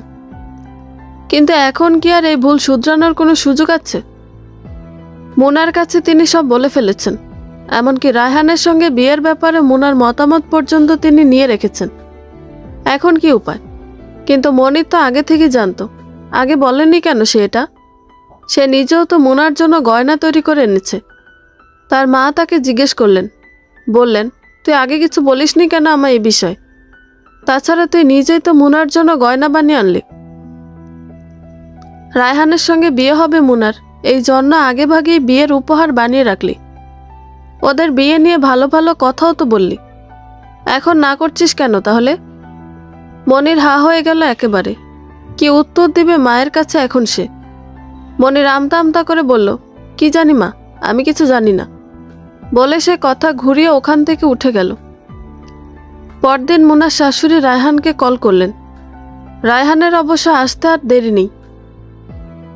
সপ্তাহ 10 দিনের মধ্যেই তার দেশে ফেরার কথা, কিন্তু তার মায়ের আর তর সইছে না।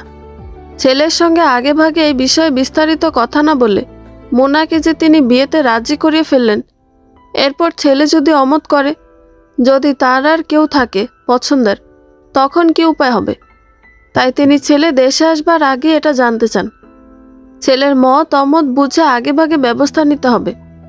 সবকিছু তাকে সামাল দিতে হবে।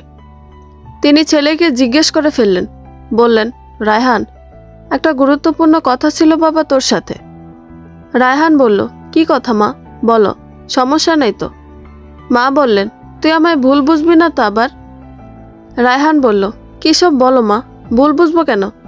বলো তুমি, এক্ষুনি বলো তো। মা কথাটা জিজ্ঞেস করলেন, বললেন, তোর পছন্দের কেউ আছে বাবা? রায়হান বলল, কিসের পছন্দ মা? মা বললেন, কাউকে ভালোবাস তুই বা বিয়ে করবি এমন কেউ আছে পছন্দের? রায়হান বলল, না মা, নাই। মা অবাক হবার ভান করে বললেন, সত্যি তো? রায়হান হাসল, বলল, তোমার কাছে মিথ্যে বলবো মা? কোনোদিন বলেছি মিথ্যে? মা বললেন, মিথ্যে বলিসনি ঠিক আছে, কিন্তু সারা জীবনে কি করলি বল? আজ পর্যন্ত কাউকে পছন্দ করতে পারলি না। রায়হান বলল, আমার ভয় লাগে মা, এইসবে বিশ্বাস করতে ভয় লাগে। পছন্দের মানুষ কয়জনকে পায় মা?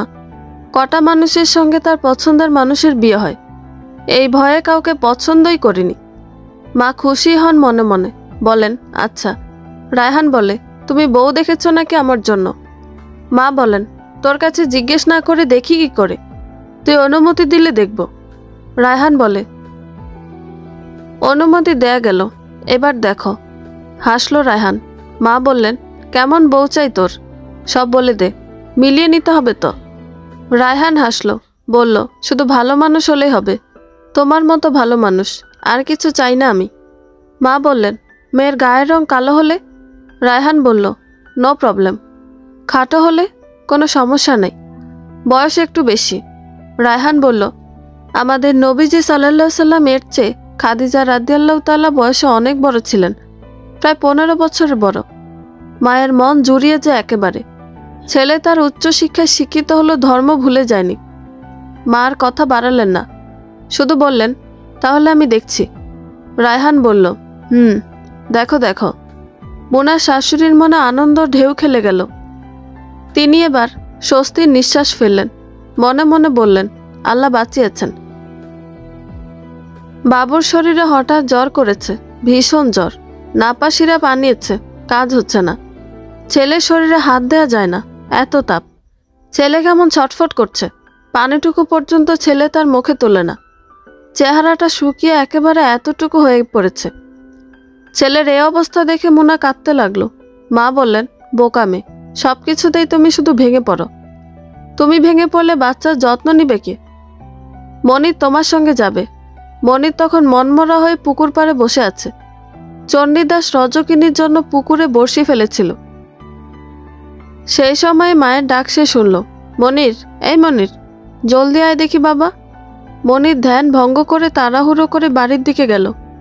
বাড়ি গেলে মা বললেন, দেখ বাবুর কি অবস্থা, জ্বরে পুড়ে যাচ্ছে ছেলে, ডাক্তারের কাছে নিয়ে যাও ওকে। মনির বাবুর গায়ে হাত দিয়ে দেখে চমকে উঠল, অনেক জ্বর। সে বলল, মোনাকেও তো সাথে যেতে হবে, এমন অসুখ ছেলের, মা ছাড়া ওকে নিয়ে যাওয়া ঠিক হবে না। মা বললেন, মুনা যাবে, তুই রেডি হ গিয়ে। মনির শহরে যাবার জন্য প্রস্তুত হতে গেল ঘরে। ওর আনন্দ তখন দেখে কে। 16 তারিখ রাতে শেলি হঠাৎ করে রিপনকে বলল, চলো কাল গিয়ে কোথাও ঘুরে আসি, ইচ্ছা হচ্ছে ঘুরতে যাবার। শেলি এমনিতেই বলল কথাটা। রিপনের মাথায় যেন বাস পড়ল। আগামীকাল 17 তারিখ মঙ্গলবার, ইতুর সঙ্গে তার দেখা করার কথা। দেখা যেভাবেই হোক তাকে করতেই হবে, নয়তো ইতু ঝামেলা বাঁধিয়ে বসবে, ভয়াবহ ঝামেলা বাঁধাবে নিশ্চিত। রিপন বলল, কাল তো দোকানে একটু ঝামেলা, হেড বাবুর চেয়ে আসবে না, আমার দোকানে থাকতে হবে। শেলি মন খারাপ করার ভান করল। রিপন বলল, একদিন পর যাও নাকি? কি বলো শেলি? শেলি বলল, ঢাকা থেকে এখানে একা আসতে পারলে জাফলং আর কত দূর, আমি একাই যেতে পারবো। রিপন বলল, আমার ওপর রাগ রেখো না, কাল ঝামেলা, নয়তো আমি যেতাম। শেলি বলল, বাদ দাও। 17 তারিখ দুপুর জানলা দিয়ে দেখলো দৃশ্যটা শেলি। 3 তলা থেকে বোরকা পরে একটা মেয়ে বেরিয়ে যাচ্ছে। সে জানে এটা কে, ইতু। কোথায় যাচ্ছে ইতু? শেলি জানে না, কিন্তু তার বিশ্বাস রিপনের সঙ্গে দেখা করবে আজ। রিপনের সঙ্গে দেখা করবে বলেই গত রাতে রিপন কোথাও যেতে রাজি হয়নি। তাহলে রিপনের হেড বাবুর চেয়ে এই ইতুই। শেলি রুচিতে বাদে ভাবতে, রিপন এতটা নিচে নামতে পারে? ছি, শেলির ছুটি আর নাই। সে তার অসুস্থতার কথা বলে আরও কিছুদিনের জন্য নতুন ছুটির ব্যবস্থা করেছে। যে কদিনের সময় আছে এর মধ্যে সে কাজটা শেষ করে ফেলবে। এর আধ ঘন্টা পরে আনিসকে কল করলো শেলি। আনিস ফোন রিসিভ করতে বলল, আনিস সাহেব, আপনার বউ দেখলাম বাইরে গেল, আপনি সম্ভবত ফ্রি আছেন, আসতে পারবেন নাকি চা খেতে? আনিস বলল, পারবো না মানে? আপনি চাইলে সবসময় আমি আসতে পারি। আমি আসতেছি এক্ষুনি ভাবি। আনিস এলো সঙ্গে সঙ্গে। ও এলে ভেতরে ডেকে নিয়ে শেলি দরজা আটকে দিল। তারপর বলল, আজ কি চা খাবেন, লাল না দুধ চা? আনিসের মুখ কিছুটা মলিন। সে যে হাসছে বা কথা বলছে এসবের মধ্যে তার মন খারাপের ছাপ ফুটে উঠছে বারবার। কিন্তু আনিস বলল, আপনার ইচ্ছা ভাবি। শেলি 2 কাপ দুধ চা করে নিয়ে এলো। ওর হাতে চায়ের কাপ দিয়ে নিজে অন্য কাপে চুমুক দিয়ে বলল, মন খারাপ? আনিস বলল, না না, মন খারাপ না। শেলি বলল, বউয়ের সঙ্গে ঝামেলা? আনিস এবারেও বলল, আরে না ভাবি। শেলি মুচকি হাসলো আর চায়ের কাপটা অন্য হাতে নিয়ে চেয়ারটা টেনে অনেকটা এগিয়ে নিয়ে যায় আনিসের দিকে। তারপর ওখানে বসে সে বলল, বউয়ের সঙ্গে যে আপনার সম্পর্ক ভালো না তা আমি জানি, বলে চোখ টিপে দিল একবার। আনিস একেবারে থতমত খেয়ে গেল। বলল, মানে? শেলি হাসলো। ওর কাছে এগিয়ে এসে বলল, ঘরে অন্য পুরুষ আসলে কি বউয়ের সঙ্গে কোনো স্বামীর সম্পর্ক ভালো থাকবে? আনিস আরেকবার বলল, মানে কি বলছেন আপনি? শেলি বলল, নিজের স্ত্রীর সঙ্গে আলাদা পুরুষের ফিজিক্যাল রিলেশন থাকলে কোনো স্বামীর তার স্ত্রীর সঙ্গে সম্পর্ক ভালো থাকবে? আর এরপর স্বামীর মন ভালো? আনিস রেগে মেগে একেবারে আগুন হয়ে উঠল। তারপর বলল, মুখ সামলে কথা বলুন আপনি। আপনাকে আমার স্ত্রীর সম্পর্কে আজে বাজে কথা বলার অধিকার কে দিয়েছে? শেলি হাসলো। তারপর বলল, যাকে ভয় পান সে দিয়েছে অধিকার। আনিস আবার বলল, মানে? শেলি বলল, আরে ভাই, এত মানে করার প্রয়োজন নেই। আপনি আমার কাছে এসব কিভাবে লুকাবেন? কারোর স্বামী খারাপ হলে সবার আগে জানে তার স্ত্রী। এমনকি স্বামী কোনো খারাপ কাজের সাথে জড়িত তা গোয়েন্দারা খুঁজে বের করার আগে স্ত্রী খুঁজে বের করে ফেলতে পারে। তো আপনি আমার কাছে ঘটনা যতই লুকান না কেন, আমি সব জানি। আপনার স্ত্রীর কাছে আমার স্বামী রেগুলার যেত। আমি আসার পর একদিন রিপন গিয়ে আপনার স্ত্রীর গলা চেপেও ধরেছিল। আর আপনার স্ত্রীর নাম জয়িতা না, ইতু। ঠিক বলিনি? আনিস চমকে ওঠে। শেলি কিন্তু আন্দাজে সব বলেছে, ধারণা করে আর কিছু অভিজ্ঞতা থেকে। সে এইগুলো বলেছে যেন আনিসকে ফুসলিয়ে ওর কাছ থেকে সব সত্য বের করে আনতে পারে। তারপর আনিসকেই খেপিয়ে তুলবে ইতুর প্রতি। ইতুর শান্তি সে নষ্ট করে দিবে, আর রিপনকে কামড়ে ধরবে একেবারে। নড়ারও শক্তি থাকবে না আর ওদের। আনিস লম্বা সময় ধরে চুপ করে রইল, তারপর বলল, সব কপাল, নয়তো কেউ সব হারায় নাকি এভাবে? শেলি এই সুযোগে বলল, কার জন্য সব হারিয়েছেন? ইতুর জন্যই তো। তো নিজের ব্যক্তিগত মানুষটা যখন বিশ্বাসঘাতকতা করে, তখন তার থেকে প্রতিশোধ নিতে ইচ্ছে করে না? আনিস ঝাঁঝালো গলায় বলল, করে, খুব করে। হারামজাদি আমারে পাশের ঘরে আটকাই রেখা রিপনের সাথে শোয়। আমার বিষয়ে, আমার অবস্থা, আমার মন মানসিকতার অবস্থা নিয়ে সে একটাবার ভাবে না। আমি এরে নিয়ে পালিয়ে আসলাম, নিজের সব ছাইরে আসলাম, ভবিষ্যৎ নষ্ট করে আসলাম, যত পথ ছিল সব বন্ধ করে আসলাম।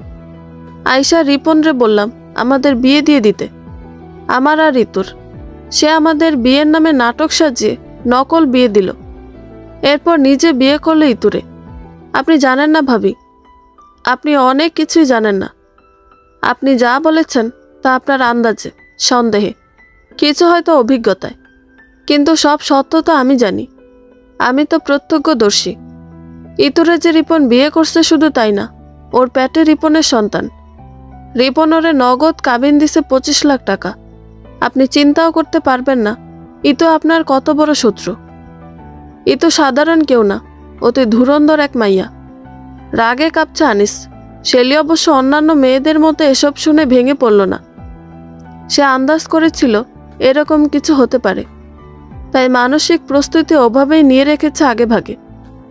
শেলি খুব শান্ত অথচ তীক্ষ্ণ গলায় বলল, ইতু আমার শত্রু না আনিস সাহেব, ইতু আমার শত্রু না। দুবার বলল কথাটা শেলি। আনিস বলল, সে আপনার সব শেষ করে দিয়েছে, সোনার সংসার নষ্ট করে দিয়েছে। সে আপনার শত্রু না তো কে আপনার শত্রু? শেলি বলল, যে আমার সঙ্গে বিশ্বাসঘাতকতা করেছে সে আমার শত্রু। বিশ্বাসঘাতক সবাই হতে পারে না। যাকে বিশ্বাস করা হয় সে যদি বিশ্বাস ভঙ্গ করে তবেই তা বিশ্বাসঘাতকতা হয়। তো আমার বিশ্বাস ভেঙেছে রিপন, তাই আমার শত্রু রিপনই। রিপন আমার কাছে দায়বদ্ধ, কারণ সে আমার স্বামী, আমার সন্তানের পিতা। ইতুর সঙ্গে আমার ঝামেলা না। আমি অনেক ভেবে দেখেছি। শুরুতে ইতুর প্রতি রাগ লাগতো আমার, ইচ্ছে করতো ওর সঙ্গে ঝগড়া লাগাতে। সেটা শুরুও করেছিলাম আমি, কিন্তু একটা সময় পর মনে হলো ইতুকে কেন আমি দোষারোপ করব? সে তো আমার কেউ না। রিপন আমার স্বামী, তার সন্তান রেখে আমি তার স্ত্রী। এই আমাকে রেখে সে গোপনে ইতুর কাছে গিয়েছে, তাকে বিয়ে করেছে, নিজ থেকেই তো করেছে এসব সে। তো এই দোষ কার? অবশ্যই রিপনের। যেহেতু আমি রিপনের স্ত্রী, সেহেতু আমি তাকেই দোষারোপ করব এবং তাকেই জবাবদিহিতার কাঠগড়ায় দাঁড় করাবো। প্রতিশোধও তার থেকে নিব। আমার সঙ্গে, আমার মেয়ের সঙ্গে বিশ্বাসঘাতকতা করার প্রতিশোধ। আর ঋতুর সঙ্গে হিসাবটা আপনার, কারণ সে আপনাকে ঠকিয়েছে। ওর জন্য আপনি আপনার সব হারিয়েছেন। তো আপনি প্রতিশোধ নিতে চাইলে ইতুর থেকে নিন। ইতুর সঙ্গে আমার কোনো বোঝাপড়া নাই, তার সঙ্গে বোঝাপড়াটা আপনার। আনিসের শরীরে যেন মুহূর্তে আগুন খেলে গেল। তার কেবলই মনে হতে লাগলো মুনাকে ছেড়ে আসার কথা, বাবুকে ফেলে আসার কথা, সবকিছু নিজের পায়ে দুমড়ে মুচড়ে নষ্ট করে রেখে আসার কথা। কি না ছিল তার? এমন সুখের সংসার কজনের ছিল? এমন মিষ্টি শিশু আর কটা লোকের হয়? এসব কার জন্য হারালো সে? কে দায়ী এসবের জন্য? আনিস ভাবে, গভীরভাবে ভাবতে থাকে সে। ভেবে দেখে ইতুর জন্য সে সব করেছে, অথচ এর বিনিময়ে ইতু শুধুমাত্র তাকে ব্যবহার করে নিজেকে উপরে তুলে নিয়েছে, ধন দৌলত কামিয়ে নিয়েছে। ভবিষ্যৎ সমৃদ্ধ করার জন্য আরো নতুন পরিকল্পনা সে সাজিয়েছে। আনিস আরো ভাবল, ইতু এত কিছু কিভাবে করতে পেরেছে? কিসের বদৌলতে? তার মূলধন কি? রূপ। হ্যাঁ, শুধুমাত্র রূপ। সুন্দর একটা চেহারা, আর তো কিছু নেই তার। এই চেহারা না থাকলে পথে বসে ভিক্ষা করতে হবে ইতুকে। কোনো পুরুষ তার দিকে তাকাবে না ভুলেও। আনিস ঠিক করলো, জানিয়ে ইতুর এত বড়াই, যে রূপ ইতুকে তার কাছ থেকে অন্য পুরুষের বিছানায় নিয়েছে, ইতুর যে রূপ, তার ঘর সংসার, মা ভাই সবকিছু হারা করেছে। ইতুর কাছ থেকে তার এই রূপ সে কেড়ে নিবে। আনিস যেরকম সর্বহারা হয়েছে, ইতুও তার রূপ হারিয়ে সর্বহারা হবে। এর চেয়ে বড় প্রতিশোধ আর কিছু হতে পারে না। আনিস নিজের কাছেই নিজে সংকল্পবদ্ধ হলো। বাবুকে নিয়ে ডাক্তারের কাছে যাওয়ার সময় মুনা একটা কথাও বলল না। বাবুকে নিয়ে সে তটস্থ থেকেছে। মনির অবশ্য একটু পরপর বাবুর কপালে হাত দিয়ে দেখেছে। মুনাকে সে সান্ত্বনা দিয়েছে, বলেছে কিচ্ছু হবে না মুনা, ডাক্তার ওষুধ দিলেই দেখবে জ্বর ঠিক হয়ে যাবে। কিন্তু মুনা শান্তি পায় না তবুও। মা তো, মায়ের মন যে। বাবু যখন চটফট করে মুনা তখন অস্থির হয়ে ওঠে। মনির তাকিয়ে দেখে মুনা কাঁদছে, ওর চোখ থেকে টপ টপ করে জল গড়িয়ে পড়ছে। মনিরের হঠাৎ কি যেন হলো, তার ভেতরে কেমন যেন ভাঙচুর শুরু হয়। তার শুধু মার কথা মনে পড়ে তখন। তার মনে পড়ে শৈশবের কথা। তখন সে ক্লাস 4-এ পড়ে, বার্ষিক পরীক্ষা সামনে। পরীক্ষার আগে তার তীব্র জ্বর। জ্বরের মধ্যেই ঘুঁটি বসন্ত হলো তার। কি অসহ্য যন্ত্রণা শরীরে, কি কষ্ট। এই সময় তার মা কেমন পাগলের মতো হয়ে গেলেন। সে যখন কাঁদে মাও কাঁদেন। সে খেতে পারে না বলে মাও মুখে ভাত তোলেন না। ডাক্তার কবিরাজের কাছে তাকে নিয়ে দৌড়ঝাঁপ করেন। মায়ের কাছে চেয়ে কিছু পায়নি এমন হয়নি কখনো। যে মা তার জন্য এত কিছু করলেন, সে মায়ের জন্য কি করলো সে? মায়ের একটা কথাও তো কোনো দিন সে শোনেনি। রোকসানাকে বিয়ে করেছিল সে তার নিজের পছন্দে। মা বলেছিলেন তিনি খবরাখবর নিয়ে দেখেছেন রোকসানার পরিবারের অতীত ভালো না, ওরা লোভী ধরনের মানুষ। কিন্তু সে মায়ের কথা শোনেনি, জোর করেই বিয়ে করেছে। এরপর রোকসানার কথায় সে সবসময় নেচেছে, উঠবস করেছে, তার মায়ের সঙ্গে তর্ক করেছে সবসময়। রোকসানা যা বলেছে তা যাচাই বাছাই না করেই বিশ্বাস করেছে। মায়ের সঙ্গে নিজ থেকে দূরত্ব তৈরি করেছে। কিন্তু শেষে কি হলো? রোকসানা আজ কোথায়? কিন্তু মা তো তাকে ছেড়ে যায়নি। মনিরের চোখ কেমন জ্বলে ওঠে, জলে ছলছল করে ওঠে তার চোখ। মনির তখনই সিদ্ধান্তটা নেয়, মনে মনে বলে আর না, আর কখনোই মায়ের বিরুদ্ধে গিয়ে কোনো কাজ সে করবে না। মায়ের সব ভালো কথা সে এক বাক্যে মেনে নিবে। মায়ের সব ভালো পছন্দই হবে তার পছন্দ। বাড়ি ফেরার সময় দেখা গেল বাবুর শরীরের তাপ অনেকটাই কমেছে। ছেলে আর ছটফট করছে না। ছেলে তাকে কয়েকবার মামা বলে ডেকেছে। মনিরের দিকে একবার তাকিয়েও হেসেছে, কাকা বলে ডেকেছে। মোনা এবার কথা বলল মনিরের সাথে, বলল ভাইজান, আপনাদের এই ঋণ আমি কোনোদিন শোধ করতে পারবো না। আপনি মা আমার জন্য, বাবুর জন্য যা করলেন তা কেউ কারোর জন্য করে না। নিজের রক্তের সন্তান ছেড়ে দিয়ে মা আমায় আগলে নিয়েছেন। নিজের ভাইকে ছেড়ে আপনি আমায় সাপোর্ট করেছেন, আমার পাশে থেকেছেন। আমার তো আপন কোনো ভাই নেই। বোন যে ছিল সে তো শত্রুর চেয়েও জঘন্য। মোনার কথা বলতে পারল না, তার গলা কেমন ধরে এসেছে। মনির তখন বাবুকে টেনে তার কোলে নিল। তারপর বলল, মোনা, আমার নিজেরও কোনো বোন নেই। ছোটবেলায় মাকে বারবার বলতাম, মা গো, সবার বোন আছে, আমার নাই, আমাকে একটা বোন এনে দাও না। কিন্তু দেখো, এরপর যে মায়ের 2 সন্তান হলো, ওরাও ছেলে হলো। বোন আর আমাদের হলো না। মোনা, তুমি আমার বোন না থাকার দুঃখ গুছিয়ে দিয়েছ। তুমি আমার বোন, আমি তোমার ভাই। তোমার এই ভাই থাকতে একটা কাকপক্ষীও তোমার ওপর দিয়ে যেতে পারবে না। কোনো বিপদ তোমার আর বাবুর ধারে কাছে আসতে দিব না আমি। ওরা বাড়ি ফিরে এলেই মনির তার মায়ের সঙ্গে কথা বলল, মা, তুমি রায়হানের সঙ্গে কথা বলো। মোনার সঙ্গে ওর বিয়ের বিষয়টা নিয়ে কথা বলো। আমার বিশ্বাস সে রাজি হবে। এই বিয়েতে যা যা করতে হয় সব আমি করব, সব কিছু। মা বড় আনন্দিত হলেন। তিনি মনে মনে বললেন, বিয়ে এ বাড়িতে একটা হবে না, একসঙ্গে বিয়ে হবে 2টো। একটা রায়হান আর মুনার, আর অপরটি তোমার আর তোমার ভাগ্যে যে লক্ষ্মী মেয়েটি আছে তার। কিন্তু ছেলের সামনে তার এই মনের কথা তিনি উচ্চারণ করেন না। রায়হানের মা সেদিন বিকেলেই রায়হানের সঙ্গে কথা বললেন, কিন্তু কথা বলতে গিয়ে কিছুতেই মুনার প্রসঙ্গ আনতে পারছিলেন না তিনি। বারবার শুধু আমতা আমতা করছিলেন। অবশেষে রায়হানই বলল, মা, তোমার ভয় পাবার কিছু নাই। কি বলতে চাও বলো, সহজভাবেই বলো। তোমার সব ভালো সিদ্ধান্ত আমি মেনে নিতে রাজি। সব সময়ই। এবার তিনি একটু সাহস পেলেন। তারপর বললেন, বাবা, তোমার জন্য যে মেয়ে আমি দেখেছি সে বড় সুন্দরী মেয়ে বাবা। অতি মায়াবী তার চেহারা, আচার আচরণ তার অতি উন্নত। দীর্ঘদিন থেকে আমি তাকে চিনি, কিন্তু তার কপাল খুব খারাপ বাবা। তার আগে এক বিয়ে হয়েছিল, কিন্তু স্বামী ভালো না তার। ওই সংসার সে করতে পারেনি।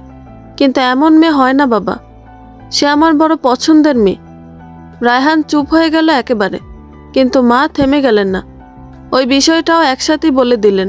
বললেন, তার কিন্তু সন্তানও আছে একটা বাবা, দুধের শিশু, ছেলে। রায়হান তখনও চুপ, কোনো কথাই বলছে না সে। মা কেমন ঘাবড়ে গেলেন। ছেলের কি পছন্দ হয়নি তবে? তিনি ডাকলেন ছেলেকে, রায়হান, এই রায়হান। রায়হান তখনও কোনো কথা বলল না। রিপন যে ঠিকানা দিল সেই ঠিকানা ইতু গেল দুপুর ঠিক 2টায়। জায়গাটা মূল শহর থেকে একটু বাইরে, পাঠানটুলার দিকে। ওখানে 5তলা একটা ভবন আছে। ভবনের নাম নেমেসিস। ইতু ভবনটার সামনে গিয়ে সিনজি থেকে নামতেই রিপন কল করলো ওকে। ফোন রিসিভ করতে বলল, গেট খোলা আছে, প্রথমে ভেতরে ঢুকো, তারপর গেট লক করে দাও। তালা খোলা আছে দেখো, চাবি তালাতে আটকানো। গেট লক করে চাবি সাথে করে নিয়ে আসবে, আর লিফট দিয়ে সোজা 4তলায় এসে পড়ো। আমি ওখানেই আছি। ইতু এদিক ওদিক তাকালো, দেখলো কেউ তাকে পর্যবেক্ষণ করছে কিনা। তারপর ভেতরে ঢুকে গেটটা লক করে দিল। এরপর কয়েক কদম এগিয়ে মূল ভবনে পা রেখে দেখলো মাঝামাঝি লিফট। 3 নম্বর ফ্লোর চেপে সোজা উপরে উঠে গেল লিফটে করে। লিফট থেকে নামার পর সে অবাক হলো, এখানে কেউ নাই, আর ফ্ল্যাটের প্রতিটা দরজায় লক করা। ইতু বিমর্ষ হয়ে ফোন বের করে যখন কল করতে যাবে, ঠিক তখনই তার ফোনে রিপন আবার কল করলো। ফোন রিসিভ করে সে বলল, তুমি নাই কেন এখানে? রিপন বলল, সবসময় এক লাইন বেশি বোঝার দরকার নেই।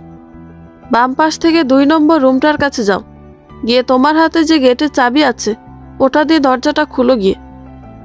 ইতর এবার সত্যি সত্যি ভয় লাগছে। এক চাবি দিয়ে 2 তালা খুলবে, এ আবার কেমন ধরনের কথা? সে ভয়ঙ্কর ধরনের সাহসী মেয়ে, কিন্তু রিপনের আজকের কার্যকলাপ তার কাছে অতি সন্দেহের মনে হচ্ছে।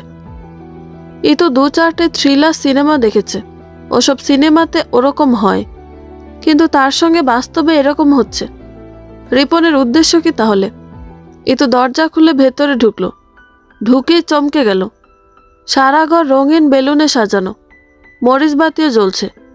ঘরের মাঝখানে একটা টেবিল, টেবিলে একটা কেক, কেক কাটার চাকু, আর এর চারপাশে গোল করে অনেকগুলো ক্যান্ডেল আর একটা দিয়াশলাই। কিন্তু রিপন কোথায়? তার তো এসব দিয়ে প্রয়োজন নেই, তার প্রয়োজন রিপনকে। সে আবার ফোন হাতে নিয়ে যখন রিপনকে কল করতে যাবে, ঠিক তখনই রিপন বাইরে থেকে ঘরে ঢুকলো। তার মুখে কেমন রহস্যময় হাসি। ইতু বলল, কোথায় ছিলে?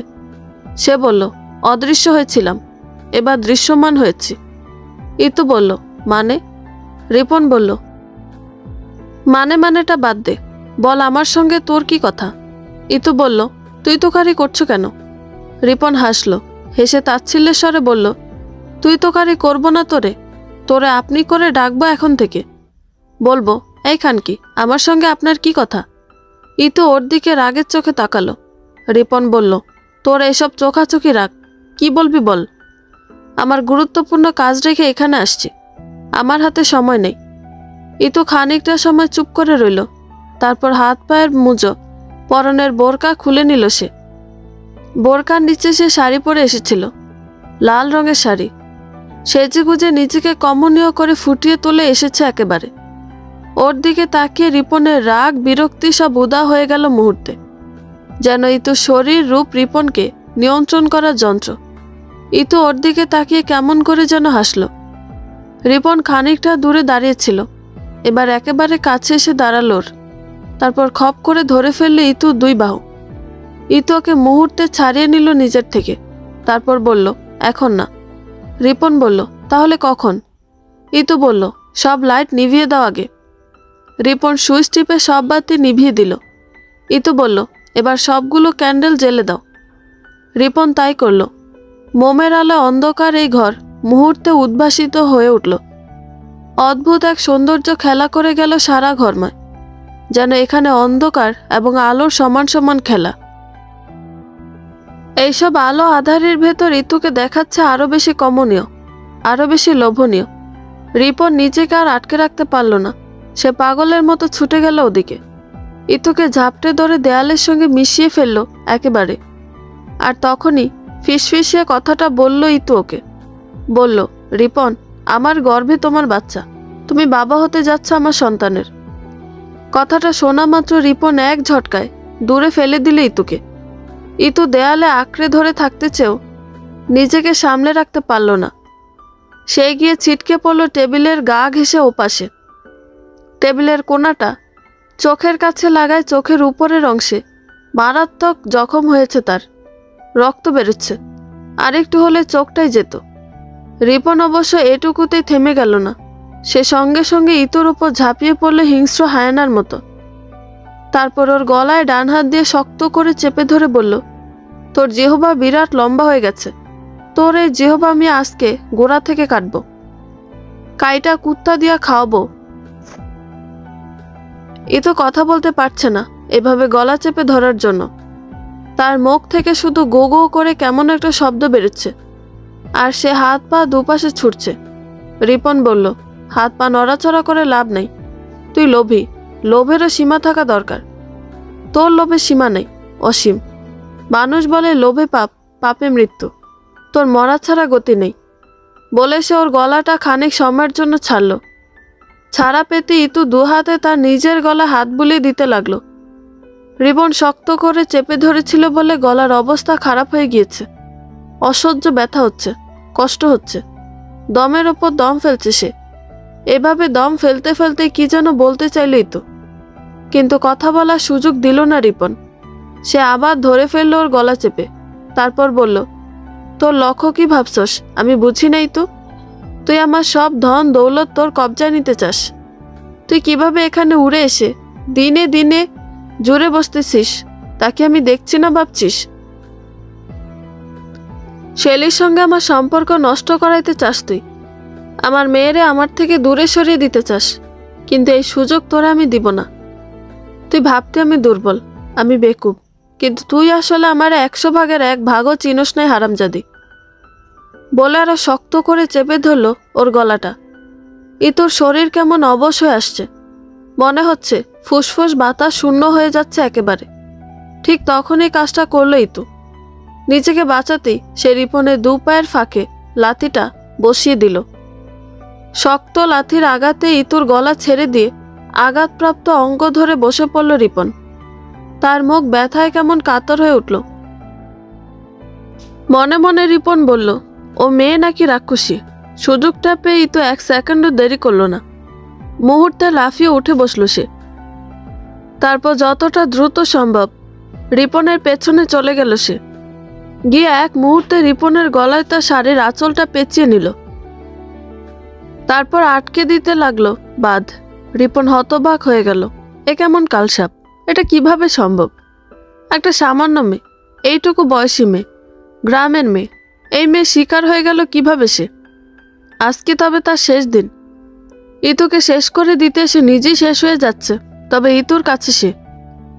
ইতু গলার বাত শক্ত করতে করতে চিৎকার করছে, গর্জন করে। সে বলছে, এখন তোর কোন বাপ আমার হাত থেকে তোরে বাঁচাবে বল? তুই আমার এর খানকি ডাকস, এখন আমি তোরে কি ডাকবো? খানকির পুরুষবাচক শব্দ। এবার রিপন নিজেই গোগো করছে, মুখ থেকে ফেনা বেরিয়ে যাচ্ছে যেন। ইতু এবার একটু গলার বাতটা নরম করলো, কিন্তু তা 1 মুহূর্তের জন্য।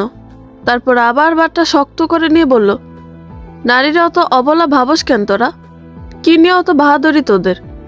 যে অঙ্গ নিয়ে অত বাহাদুরি, ওইটা কাইটা তোর প্রিয় কুত্তা দিয়ে এখন খাইয়ে দিই। বলে সে গলার ফাঁসটা আরো শক্ত করে ধরল। এরপর ক্রমান্বয়ে আরো আঁটোসাঁটো করে যেতে লাগলো। রিপন জবহ করা পশুর মতো হাত পা নাড়ছে, আর খেয়াল করছে তার চোখ কেমন অন্ধকার হয়ে আসছে, অবশ হয়ে আসছে তার শরীর। সে কি এখানে ইতুর হাতে আজ মারা যাবে তাহলে? অনেকক্ষণ পর মা বুঝতে পারলেন রায়হান কাঁদছে। ওর কান্নার আওয়াজে মা চমকে উঠলেন। তার মন কেমন অস্থির হয়ে উঠল। তিনি ব্যতিব্যস্ত হয়ে বললেন, কি হয়েছে বাবা? আমি ভুল পছন্দ করেছি তোমার জন্য বাবা। সমস্যা নেই, আমার পছন্দ তো চূড়ান্ত না। রায়হান এবার কথা বলল। কাঁদতে কাঁদতে সে বলল, মা মা মা গো। মা বললেন, বলো বাবা বলো। রায়হান বলল, আল্লাহ আমাকে কবুল করেছেন মা। এইটুকু বলে আবার কান্নায় ভেঙে পড়েছে সে। মা আসলে কিছুই বুঝতে পারছেন না, তার কি যে কষ্ট হচ্ছে। রায়হান নিজ থেকে সব খুলে বলল। এবার বলল, মা আমি সবসময় আল্লাহর কাছে দোয়া করতাম। আমি সবসময় চাইতাম আমার ভাগ্যে এমন কেউ আসুক যে বঞ্চিত ছিল, যে অসহায় ছিল। আমি নবীজি সাল্লাল্লাহু আলাইহি সাল্লামের জীবনী পড়েছি, সাহাবাদের জীবনী পড়েছি, মহা মানুষদের জীবনী পড়েছি। রাসূল সাল্লাল্লাহু আলাইহি সাল্লাম বারবার উৎসাহ দিয়েছেন বিধবা এবং তালাকপ্রাপ্তদের বিয়ে করার জন্য। তাদের পাওয়া আঘাত আর তাদের প্রাপ্ত সব কষ্টগুলোকে ভালোবেসে রাঙিয়ে দেওয়ার জন্য। আমি এই সংবাদ শুনে আনন্দিত মা। তোমার পছন্দকে আমি স্বাগত জানাই। মা তখনও মুনার নাম মুখে নেননি। রায়হান এখনও জানে না তার জন্য দেখা মেয়েটি তারই একসময়ের ভাবি মুনা। এটা শোনার পর সে সহজভাবে নিতে পারবে তো? মুনা দীর্ঘদিন পর তার ছোট চাচির সঙ্গে কথা বলল। চাচি কল করেছেন। কল করে এটা সেটা বলতে বলতে হঠাৎ করেই তিনি মুনার মায়ের প্রসঙ্গে গেলেন। কিন্তু মুনা তা শুনতেই চায় না। মায়ের নাম শুনেই তার গায়ে রাগে আগুন জ্বলে উঠে যেন। ইতর ঘটনার পর অনেকবার মা তাকে কল করেছে, সে মায়ের ফোন রিসিভ করেনি। এমনকি এক পর্যায়ে বিরক্ত হয়ে সে মায়ের নম্বর ব্লক করে দেয় পর্যন্ত। মুনার মন থেকে মা নামক শব্দটি উঠে গিয়েছে। মায়ের গাফিলতি, শাসনের অভাবই ইতু এত কিছু করতে পেরেছে। মুনার সোনার সংসার নষ্টের পেছনে মাও দায়ী, একটু না বেশিই দায়ী। সে বলে, চাচি আমার কোনো মা নাই। চাচি বললেন, এটা রাগের সময় না মুনা, তোমার মা তার ভুল বুঝতে পেরেছে। দীর্ঘদিন ধরে অনুশোচনায় ভুগছে, না খেয়ে চিন্তা করে করে বড় অসুখ বাঁধিয়েছে। তার অবস্থা এখন শোচনীয়, বিছানা থেকে উঠতে পারে না। কদিন ধরে বাথরুমে নিতে হয় ধরে ধরে, গোসল করিয়ে দিতে হয়। আপাতত আমি দেখাশোনা করছি, কিন্তু এভাবে কদিন মা? মুনা কোনো কথাই বলল না, চুপ হয়ে রইল। ছোট চাচি আবার বললেন, সবসময় তোর নাম বলে, মুনা মুনা করে। ঘরে ইতু যা ছিল সব পুড়িয়ে দিয়েছে তোর মা। ইতুর কোনো স্মৃতি ঘরে নেই আর। এমনকি সে বলেছে তার মেয়ে একটি, মুনা। ইতু নামের কেউ তার নাই। মুনা তবুও কথা বলে না। তার ওপর দিয়ে যা গিয়েছে, সে যতটা কষ্ট পেয়েছে, তার জন্য তো মা দায়ী। সময় মতো মা যদি সতর্ক হতো, তার কথা শুনত, তবে কি আজকের এই দিন ঘটত? মুনা চাচিকে এই কথাই বলল, মা আমার কলিজাটা পুড়িয়ে ছারখার করে দিয়েছে চাচি। চাচি বললেন, তবুও তো সে তোর মা। আমাদের রাসূল সাল্লাল্লাহু আলাইহি সাল্লাম বলেন, মা যদি অন্য ধর্মের হয়, তবুও তার ভরণ পোষণের দায়িত্ব নিতে হবে, সেবা শুশ্রূষা করতে হবে। মুনা, তোর মা ভুল করেছিল এবং তার ভুল সে বুঝতে পেরেছে। সে এখন অনুশোচনাও করছে। এবার তাকে ক্ষমা করে দিয়ে কাছে টেনে নেওয়ার পালা। মুনা জানে না ঠিক কি করবে, কিন্তু তার ভেতরটা কেমন যেন হো হো করে ওঠে। চোখের পাতা দুটো ভারী হয়ে উঠে জলে। সেদিন লম্বা সময় ধরে অপেক্ষা করে আনিস। ইতু ফিরে আসে না। এরপর সে একবার কল করতে চায় ফোনে, কিন্তু কেন জানি করে না। ইতুর প্রতি জেদটা শুধু বাড়তে থাকে তার। এরপর সেদিনই বিকেল যখন ফুরিয়ে আসছে, ঠিক তখন সে বেরিয়ে যায় বাসা থেকে, আর খুব গোপনে সন্ধান করতে থাকে সেই বস্তুর যা দিয়ে সে ইতু সর্বনাশ করে ছাড়বে। মা সেদিনই রায়হানকে সব ভাঙিয়ে বললেন সে যদি মুনা হয়। রায়হান বলল, সমস্যা নেই। কোনো চিন্তা না করে সে বলে দিল, যাকে ভাবি রেখেছে এতদিন, তাকে বিয়ে করতে কি তার খারাপ লাগবে না?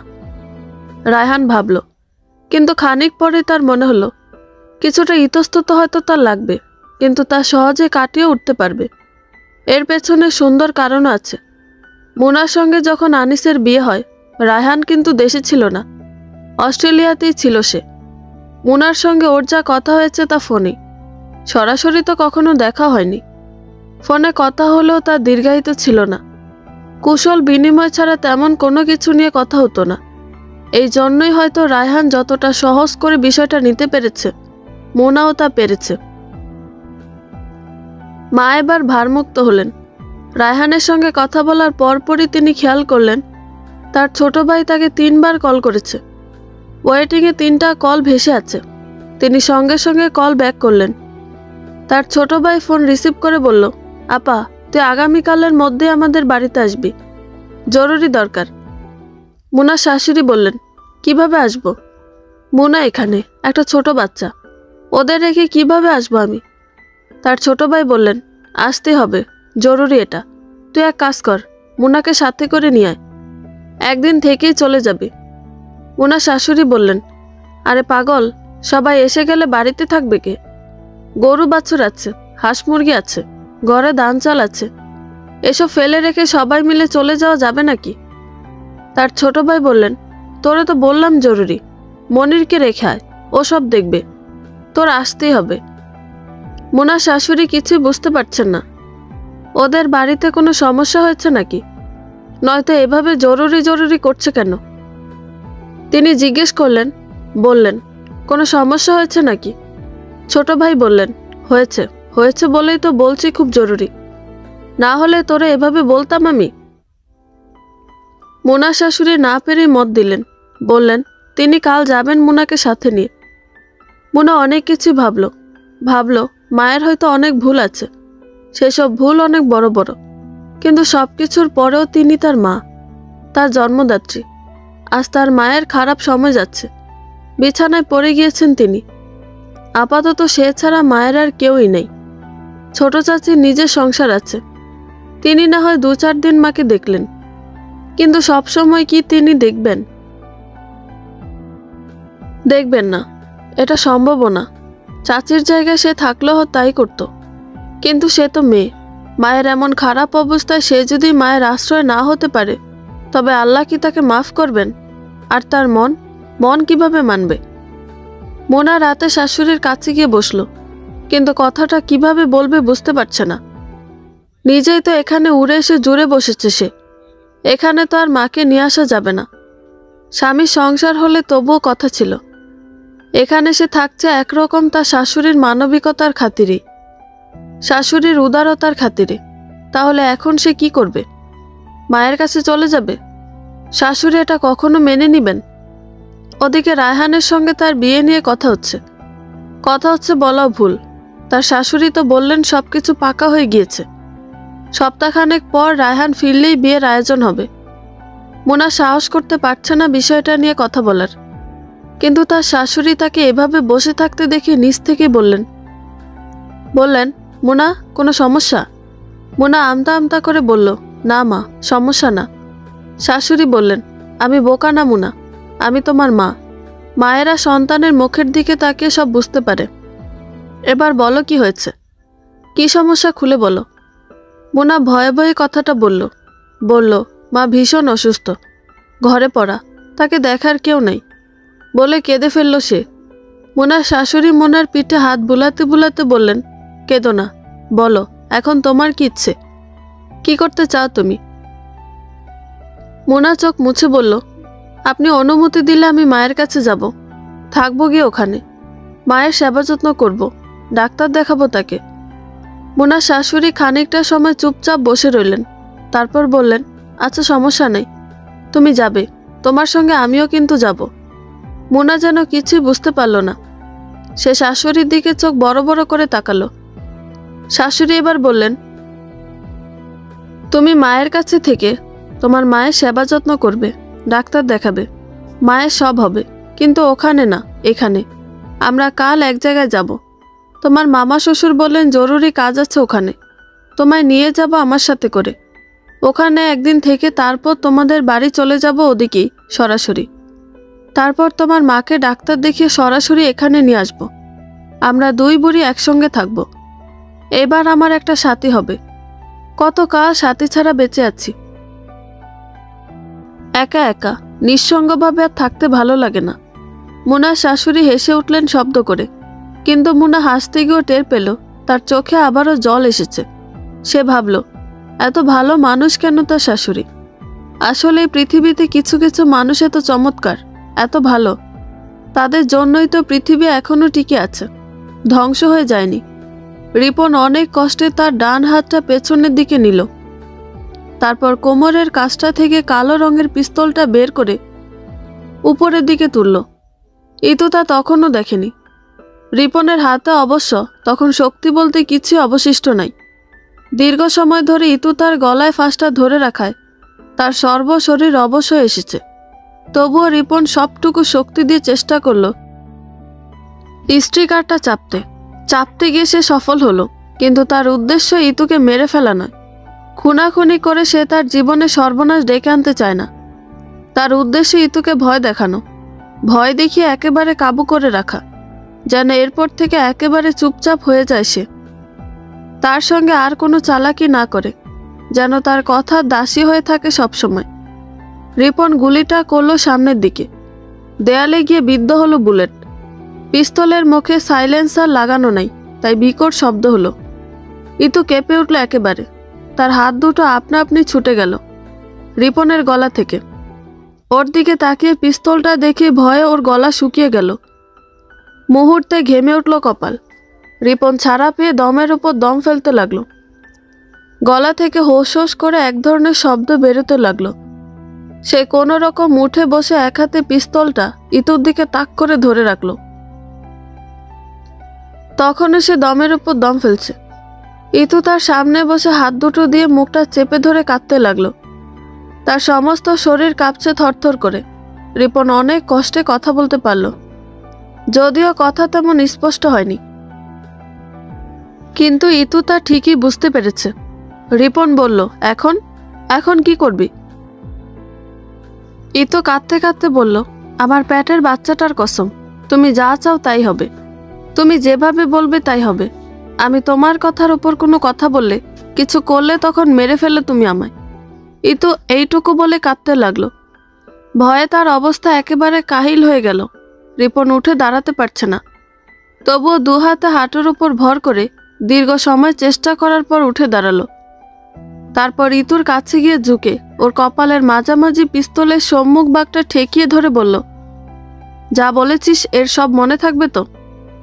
ইতু কাঁপছে থরথর করে, কথা বলতে পারছে না ভয়ে। সে বলল, থাকবে থাকবে। রিপন হাসল, তারপর বলল, মনে থাকলে ভালো, মনে না থাকলে। কথা শেষ করল না সে।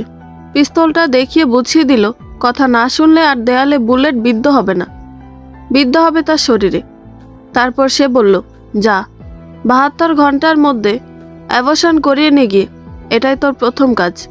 আমি দেখব তুই কতটা আমার কথার দাসী। ইতু কোনো মতে জীবন নিয়ে এখান থেকে ফিরল, কিন্তু সে এখনো জানে না আনিস তার জন্য সবচেয়ে বড় বিপদ নিয়ে বসে আছে ঘরে। আজ রাতেই তার এত সুন্দর চেহারাটা কুৎসিত করে দিবে আনিস। পরদিন সকাল সকাল তার শাশুড়ি মুনাকে নিয়ে চলে গেলেন ভাইয়ের বাড়ি। ওখানে গিয়ে দেখেন তারা ছাড়াও আরও মেহমান আছে। তার ছোট ভাইয়ের স্ত্রীর বোন এসেছে, বোনের মেয়ে এসেছে। মুনার শাশুড়ি দুপুরের খাবার খেয়ে ভাইকে জিজ্ঞেস করলেন, ঘটনা কি মনসুর, কি সমস্যা? জরুরি কাজটা কি বলতো? মনসুর বললেন, সময় হলে বলবো, অপেক্ষা কর। মুনার শাশুড়ি অবাক হলেন, তিনি কিছুই বুঝতে পারছেন না। এখানে আসার পর আবার এত অপেক্ষা কিসের? এর মধ্যে আসরের আজান হলে মুনার শাশুড়ি অজু করতে যাবেন। ঠিক তখন মনসুরের স্ত্রীর ভাগ্নি ঝক ভর্তি পানি নিয়ে এসে বলল, আন্টি, কলের পানি খুব ঠান্ডা, অজু করতে কষ্ট হবে। গরম পানি নিয়ে এসেছি আমি, কুসুম গরম পানি, এটা দিয়ে অজু করুন। মুনার শাশুড়ি ওর হাত থেকে জগ ভর্তি পানি নেওয়ার সময় ওর মুখের দিকে একবার তাকালেন। কি মিষ্টি দেখতে মেয়েটি। গায়ের রং অতটা ফর্সা না, কিছুটা শ্যামবর্ণের, কিন্তু এত মিষ্টি তার মুখ, চোখ দুটি। মুনার শাশুড়ি বললেন, কি নাম তোমার মা? ও বলল, নিহা। পুরো নাম মিফতাহুল জান্নাত নিহা। মুনার শাশুড়ি মিষ্টি করে হাসলেন, তারপর বললেন, সুন্দর নাম, মাশাআল্লাহ। তোমার সঙ্গে নামাজের পর কথা বলবো কেমন? বলে তিনি অজু করতে ওয়াশরুমে ঢুকে গেলেন। অজু শেষ করে এসে তিনি আসরের নামাজ পড়লেন। নামাজ শেষে তিনি নিহাকে ডাকলেন। নিহা এলে তাকে নিয়ে পুকুর পাড়ে হাঁটতে গেলেন তিনি। নিহার কোলে বাবু, তার কোলে বাবুকে দিয়ে মুনা নামাজ পড়ছে। এত যত্নের সঙ্গে সে বাবুকে কোলে নিয়েছে। মুনার শাশুড়ির এত ভালো লেগেছে তাকে। মুনার শাশুড়ি হাঁটতে হাঁটতে তাকে জিজ্ঞেস করলেন, পড়াশোনা করছো এখনো? নেহা বলল, না আন্টি। কতদূর পড়েছিলে? নেহা বলল, এসএসসি পর্যন্ত। এরপর বিয়ে হয়ে যায়। মুনার শাশুড়ির মন ভেঙে গেল। তিনি মনে মনে আরও ভেবেছিলেন মনিরের জন্য বিয়ের আলাপ দিবেন এই মেয়ের, কিন্তু এর মধ্যে মেয়ে বলে ফেলল মেয়ের বিয়ে হয়ে গিয়েছে। মুনার শাশুড়ি খানিকটা সময় চুপ করে রইলেন। তারপর জিজ্ঞেস করলেন, তোমার স্বামী কি করে মা? চাকরি বাকরি না ব্যবসা নাকি অন্য কিছু? নেহা একেবারে চুপ হয়ে গেল। তার চেহারা কেমন মলিন হয়ে উঠেছে। মুনার শাশুড়ি অবাক হলেন। তিনি বললেন, মা কোনো সমস্যা? আমার কি এটা জিজ্ঞেস করা উচিত হয়নি? নেহা বলল, না না, উচিত হবে না কেন? আসলে উনি আর বেঁচে নেই। 2 বছর আগে মারা গিয়েছেন সড়ক দুর্ঘটনায়। মুনার শাশুড়ি ওর কাছে এগিয়ে এলেন। তারপর এক হাতে ওকে জড়িয়ে ধরলেন, কিন্তু কিছু বললেন না। দীর্ঘ সময় ওকে এভাবে জড়িয়ে ধরে রাখলেন। এভাবে জড়িয়ে ধরে রেখে সামনের দিকে তাকালেন। ওখানে 2টো পাখি বসে আছে ইলেকট্রিকের তারে। পাখি দুটো মিলে খুনসুটি করছে খুব। মুনার শাশুড়ি তখনই ঠিক করলেন নেহাকে তিনি পুত্রবধূ করবেন। 2টো দুঃখী মানুষকে তিনি একটি সুখের সংসার উপহার দিবেন। রাতের বেলা মনসুর ঘরে ফিরলেই তিনি তাকে ধরলেন। বললেন, মনসুর, তোর সঙ্গে আমার খুব জরুরি কথা আছে। মনসুর হাসল, বলল, তোরা এখানে ডেকে আনলাম আমার জরুরি কথা বলতে, তোর জরুরি কথা শোনার জন্য নয়। মুনার শাশুড়ি বললেন, চুপ কর, আমারটাই তোকে শুনতে হবে। মনসুর বলল, না না, এটা মানি না, আগে আমার কথাটা তোকে শুনতে হবে। মুনার শাশুড়ি বললেন, না, আমারটা আগে শুনতে হবে। তারা 2 ভাই বোন বাচ্চাদের মতো তর্কে জড়িয়ে গেলেন। তাদের এসব খুনসুটি শুনে সবাই এগিয়ে এলো। তারা এসে হাসতে শুরু করলো। মনসুরের স্ত্রী বলল, এই বুড়ো বয়সে আপনারা এসব কি শুরু করেছেন? হ্যাঁ, লোকেরা দেখলে মন্দ বলবে না? মুনার শাশুড়ি বললেন, বলুক গিয়ে, তোমরা এখন এখান থেকে দূরে সরো তো। আমাদের খুব জরুরি এবং অতি গোপনীয় কিছু কথা আছে। কেউ এখানে থাকবে না, যাও যাও। সবাই হাসতে হাসতে ওখান থেকে চলে গেল। ওরা চলে যাবার পর মুনার শাশুড়ি বললেন, এবার আমার কথাটা শুন তুই। কিন্তু সঙ্গে সঙ্গে তিনি আবার বললেন, আচ্ছা তুই আগে বল তো জরুরি কথাটা। মনসুর মৃদু হাসলেন। তারপর কথাটা বললেন, নেহাকে দেখেছিস তুই? মুনার শাশুড়ি বললেন, হ্যাঁ দেখেছি। মনসুর বললেন, দেখতে কেমন? খুব সুন্দর না? মুনার শাশুড়ি মিটি মিটি হাসছেন। তিনি বুঝতে পারছেন মনসুর আসলে কি বলতে চায়। তিনি বললেন, সুন্দর। ও বড় ভালো মেয়ে, আমি তো ওদের সব জানি। এমন মেয়ে হয় না। মনিরের সঙ্গে ওকে মানাবে খুব, তাই না? মুনার শাশুড়ি ভাইয়ের কান টেনে ধরলেন। তারপর বললেন, এটাই তো জরুরি কথা তাহলে? মনসুর বললেন, হ্যাঁ। মুনার শাশুড়ি ওর কান ছেড়ে দিয়ে বললেন, আলহামদুলিল্লাহ। মনসুর বোনের দিকে হা করে তাকালো। মুনার শাশুড়ি এবার বললেন, নেহাকে আমার পছন্দ হয়েছে। তুই আর মায়ের সঙ্গে কথা বল। মনসুর বলল, ওর মায়ের সঙ্গে আমার কথা আগে হয়েছে। নেহার আরও ভালো ভালো আলাপ আসছে, কিন্তু আমি চাচ্ছি না এত ভালো একটা মেয়ে আমাদের হাতছাড়া হোক। তাই তোরে বলেছি জরুরি কাজ আছে, তাড়াহুড়ো করে আসার জন্য। আর এই সময়ের মধ্যে ওদেরও এখানে খবর দিয়ে আনিয়েছি। ওর মাকে রাজি করিয়েছি। সেদিন রাতেই নিহার মায়ের সঙ্গে মুনার শাশুড়ির কথা হলো। এই বিয়ে নিয়ে আর কারোর কোনো অমত নেই। মনিরের সঙ্গে এর মধ্যে ফোন করে তার মা কথা বলেছেন।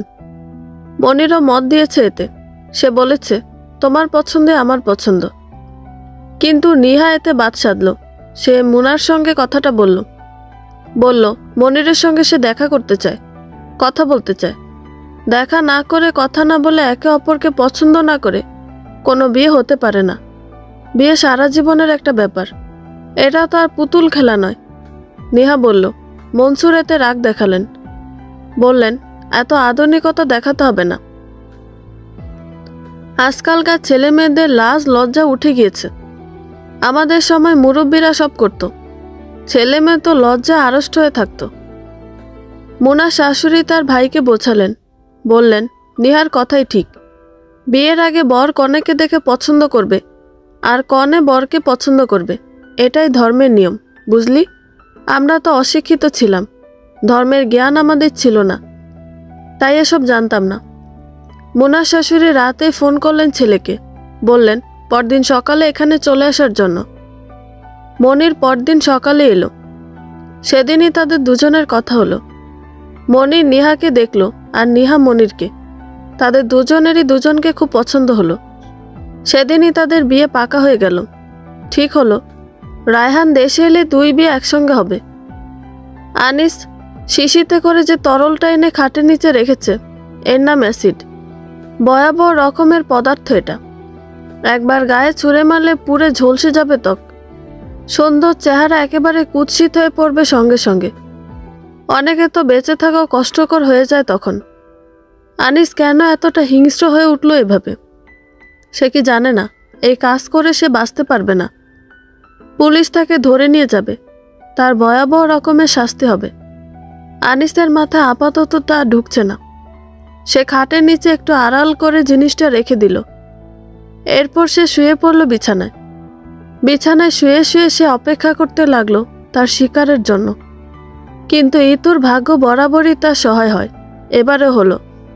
রিপন যেহেতু অপরাধ জগতের সঙ্গে সরাসরি জড়িত এবং এই জগতের প্রভুদের একজন সে, তো আনিসের মতো কোনো চুনুপুটিরা কখন কোথায় যাচ্ছে না যাচ্ছে, কি কিনছে না কিনছে, এর সব তথ্য সে সহজেই পায়।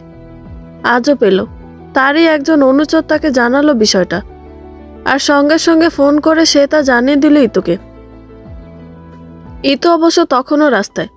সে খবরটা পেয়ে তৃপ্তির একটা নিঃশ্বাস ফেলল। তারপর বলল, রাখে আল্লাহ মারেকে। শেলিকে ঢাকায় ফিরতে হবে এই সপ্তাহের মধ্যেই। তার হাতে আর সময় নেই। এই 1 সপ্তাহের মধ্যেই তার সব কিছু সমাধান করতে হবে। কিন্তু কিভাবে কি করবে সে? শেলি জানে সে ইচ্ছে করলে আজকের মধ্যেই রিপনকে মাদক এবং অস্ত্র পাচারের মামলায় পুলিশের কাছে ধরিয়ে দিতে পারে। কিন্তু সে এটা আগে করতে যাচ্ছে না। এখন এটা করলে ফল ভালো হবে না। এর জন্য তাকে আরও 2 দিন অপেক্ষা করতে হবে। কারণ আগামীকাল থেকে সিলেটে রিপনের প্রভুত্বের দিন শেষ। তার রাজত্ব যাকে ঘিরে চলত সে অসি আগামীকাল সকালে বদলি হয়ে যাবে এখান থেকে। এবং দুপুর বা বিকেলে নতুন যে ওসি এখানে আসবেন, সে ওসিকে রিপন কোনোদিন বশীভূত করে ফেলতে পারবে না। কারণ ওই ওসি শেলির রক্তেরই একজন, তার মায়ের মেজ ভাই, তার আপন মামা। বন্ধুরা, গল্পটি ভালো লেগে থাকলে একটা লাইক করে দিবেন এবং গল্প সম্পর্কে কোনো মতামত জানানোর থাকলে কমেন্ট করতে পারেন। গল্পের বাকি অংশ শোনার জন্য চ্যানেলটি সাবস্ক্রাইব করে পাশেই থাকবেন। ধন্যবাদ সবাইকে। ভালো থাকবেন।